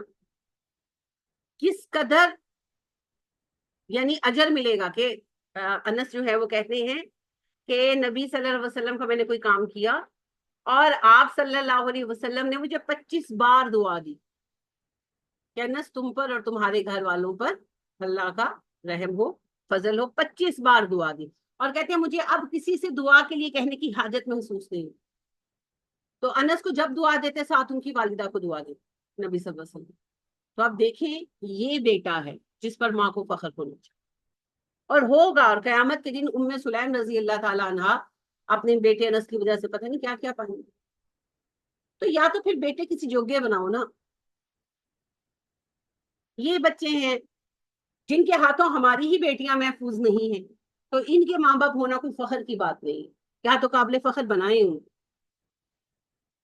انا للہ و انا الیہ راجعون۔ تو بہرحال جی بیٹا بیٹی سے کوئی فرق نہیں پڑتا، نیک اولاد ثواب جاریہ ہے اور بد اولاد عذاب جاریہ ہے۔ ہم نے اپنی اولاد کو اپنے لیے کیا بنایا ہے یہ ہمیں خود سوچنا فیصلہ ہے۔ اللہ توفیق عطا کرے اور ان غلط خیالات کو توڑنے میں وقت لگے۔ کہتے رہیے کہتے رہے کہتے رہے، شاید کبھی کوئی بات سمجھ آ جائے۔ مجھے پتہ ہے ایک ٹائم سے سنتے ہی نہیں تھے آپ، تو اتنا کچھ سنتے تو ہے نا بچے بیٹھ بیٹھ کے بات، ٹھیک ہے بچے اپنے اپنے ڈیمانڈ کر رہے ہوتے ہیں، یہ اس طرح کہتے ہوتے ہیں، لیکن وہ کہیں نہ کہیں فیڈ ہو رہا ہے، کسی نہ کسی ٹھوکر پر یاد آئے گا کہ یہ بات تھی، تو لہٰذا کہیں ضرور بات ذہن میں ڈالتے رہیں، کیا پتا کہیں ہوئی کون سی بات کہاں پر نفع دے جائے۔ کہتے رہیں، اللہ خیر کر دے گا، اور دعا بہت مانگا کریں، دعا بہت مانگا کریں۔ میں آپ لوگوں کے لیے بہت دعائیں مانگتی ہوں، قبولیت اللہ کی طرف ہے، اور مجھے یقین ہے وہ ضرور قبول کریں گے، اور ایک دوسرے کے لیے دعا مانگا کریں۔ دیکھیں کیوں کہا عبداللہ بن جیش نے کہ ساتھ تم دعا مانگو میں آمین کہتا ہوں، میں دعا مانگوں تم آمین کو، کیونکہ مومن کی مومن کے لیے دعا قبول ہوتی ہے نا۔ ہاں، پاک منہ سے، پاک زبان سے، تو لہٰذا انہوں نے پاک زبان سے دعا کروائی۔ تو اللہ پاک ہم سے دین کا کام لے اور ہمیں اس کی توفیق عطا کرے، اور ہم سب کو جو ہے جنت الفردوس کے لائق بنائے، ویسے اعمال کی توفیق دے۔ تو اللہ کے چاہے بغیر ہو بھی نہیں سکتا۔ اللہ کہتے ہیں وَمَا تَشَاءُونَ إِلَّا أَن يَشَاءَ اللَّهُ رَبُّ الْعَالَمِينَ، تم تو چاہت بھی نہیں کر سکتے جب تک وہ نہ چاہے جو جہانوں کا۔ تو چاہت اور توفیق بھی اسی نے دینی، تو بس مانگتے رہیں مانگتے رہیں مانگتے رہیں، وہ مانگنے والوں کو مایوس نہیں۔ سبحانک اللہم و بحمدک ونشہد ان لا الہ الا انت ونستغفرک ونتوب الیک۔ السلام